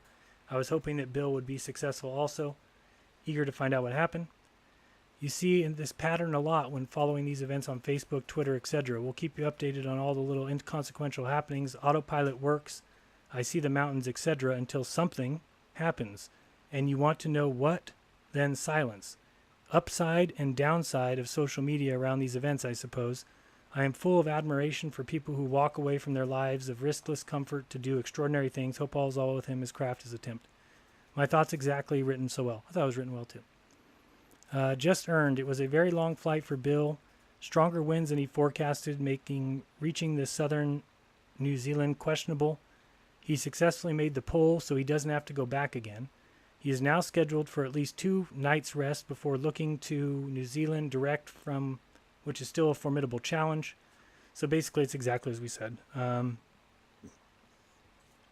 wondering if he did not take as much fuel on his trip as he did during his 2013 flight. He must have taken much less. After making it that far of the leg and not being sure if he would have enough fuel, I admire his self-control. He's just minutes from SCC. That's got to feel good. Sven, do you have any idea how much fuel he had on board? Bill left Punta Serenas with 361 gallons, a maximum he can safely carry without forcing his CG too far aft. He must hand fly for the first 9 hours. Okay. Again, I want to make sure I point out that I take nothing away from this trip. Person is far more brave than me, far more skilled in every way, far more knowledgeable. I simply think that it's a shame that people like this are risking their lives over something that isn't even possible, and this is the way they make them find out. When they go too far, the weather gets too crazy, your gauges start spinning like crazy. You have no idea where you're at, so you have to turn around and fly back. That's what has to happen. That's a shame. This guy could have killed himself because of this stupid lie. They don't want to tell people where they really live. They want to make believe balls in space exist. Good for you guys. I thought he also had to stop in New Zealand as a declared stop point, or can that be dropped? No, he still had to go there. He just had, now he's going to fly from Brazil over there. I believe you're correct. He must land at Hamilton, New Zealand as a declared landing airport in order to qualify for a new record. So the record was you have to name all the places you're going to go. But he was able to skip. Basically, he went to the South Pole, went back to where, and then skipped over, and they still called it the record. That doesn't seem to be the current plan, no. Of course, no. He's trying to avoid some poor conditions. Off he goes. Go Bill. So I still think it's funny that, or interesting, that he just stopped posting on his Facebook like he was upset, pissed off, who knows. But pretty scary when people like this are risking their lives, and I don't even think what he was trying to do is physically possible. So, and I agree, it was still a great accomplishment, absolutely. But there's a reason why you can't do what he's trying to do. And if you can do it, by all means, put Neil deGrasse Tyson on an airplane, put spider tracks on it, and send him on his way. Him, Brian Cox, Bill Nye, Josephine Rogan, all those people can get on the plane, head on out there, and then you can talk all the shit you want after that. If you're some guy who's sitting in your room doing research on the flat earth, that's not research. Okay, that's just stupid. Okay, I'm sitting here at my desk smoking weed. That's research. I'm the researcher here. I have Neil on my show. I have Neil deGrasse Tyson sit across from me and tell me how great science is. Don't you question the globe. There's a lot of people smarter than you, know more than you and stuff. I wear a shirt called Globe Shield. I wear this Globe Shield shirt. Okay, I'm cool. Me and young Jeremy over there. Young whatever your name is. What's his name? Jeremy? Young Jimmy? Something, I don't know. Can't remember his name. One of his little buddies. Anyway, I need to go to bed. It's past midnight. Too late for me. My voice hurts. And you got a good story there. Maybe you can do some research on it. This thing does go all the way to page 13. I don't want to read anymore. My voice hurts. Let's see. How many people can say they have been here in their single... No, I mean, that's the thing. Nobody can say that they've done what he's done. That's not the point. So, absolutely awesome. I agree. Awesome job. I just wish somebody would interview him. And somebody here is saying he went over both poles in a single experimental engine in the winter. It's like, no, it's only the winter in one pole at a time. You can't go over both poles in the winter. One pole is having winter, one pole is not. Oh, boy. All right. So anyway, I think that is it. This is him getting home, thanking God he didn't die, because he probably hit... And that makes sense to me, right? Look at the flat earth map again. We'll look at it one more time before we go. And if you went too far away from the sun, well, I'm assuming the temperature would be such that gets pretty hard to fly out there. And that's my opinion. I know a lot of people think that there may be more land, and there could be. I wouldn't have any idea. It certainly seems like they're hiding something for some reason. I don't think you would just turn this into a ball and say, okay, we'll just lie to people for the sake of lying.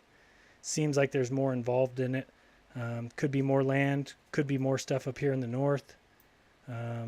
Could be a lot of things. The problem is we're busy fighting the 95% who want to cheerlead for NASA rather than face facts, which is you don't have a picture of the Earth. And there's an orbiting craft for 16 years, and yet you don't have a 24-hour video feed of your own place you live. And yet all the money that NASA's ever spent is our money. And come on, they don't have to make sense for you. They don't got to do things for you. Okay, well, can people get a 24-hour video? It's 2017 of where they live. That doesn't seem very hard. You got satellites around Jupiter and around Saturn. Fly one out, turn it around, put it on the Earth, and turn on a video camera. It's 2017. This isn't 1940. It's not very difficult. You put things on Mars in like 1970, but can't get a picture of where we live. It's because we're on the dark side of the Earth. Please forgive us. We're on the dark side of the Earth right now. We can't give you a 24-hour video. Sure you can. So anyway, okay, so that's done. We did that and everything else. So appreciate you guys watching. Tune in again next time for another live video, which will be fun. I don't know what we're doing next, but whatever it is, it will be fantastic. That much I know. So be kind and don't lie, and don't tell people that you circumnavigated when you went to the South Pole and turned around and came back. But it has been jeranism. Till next time, guys. Peace.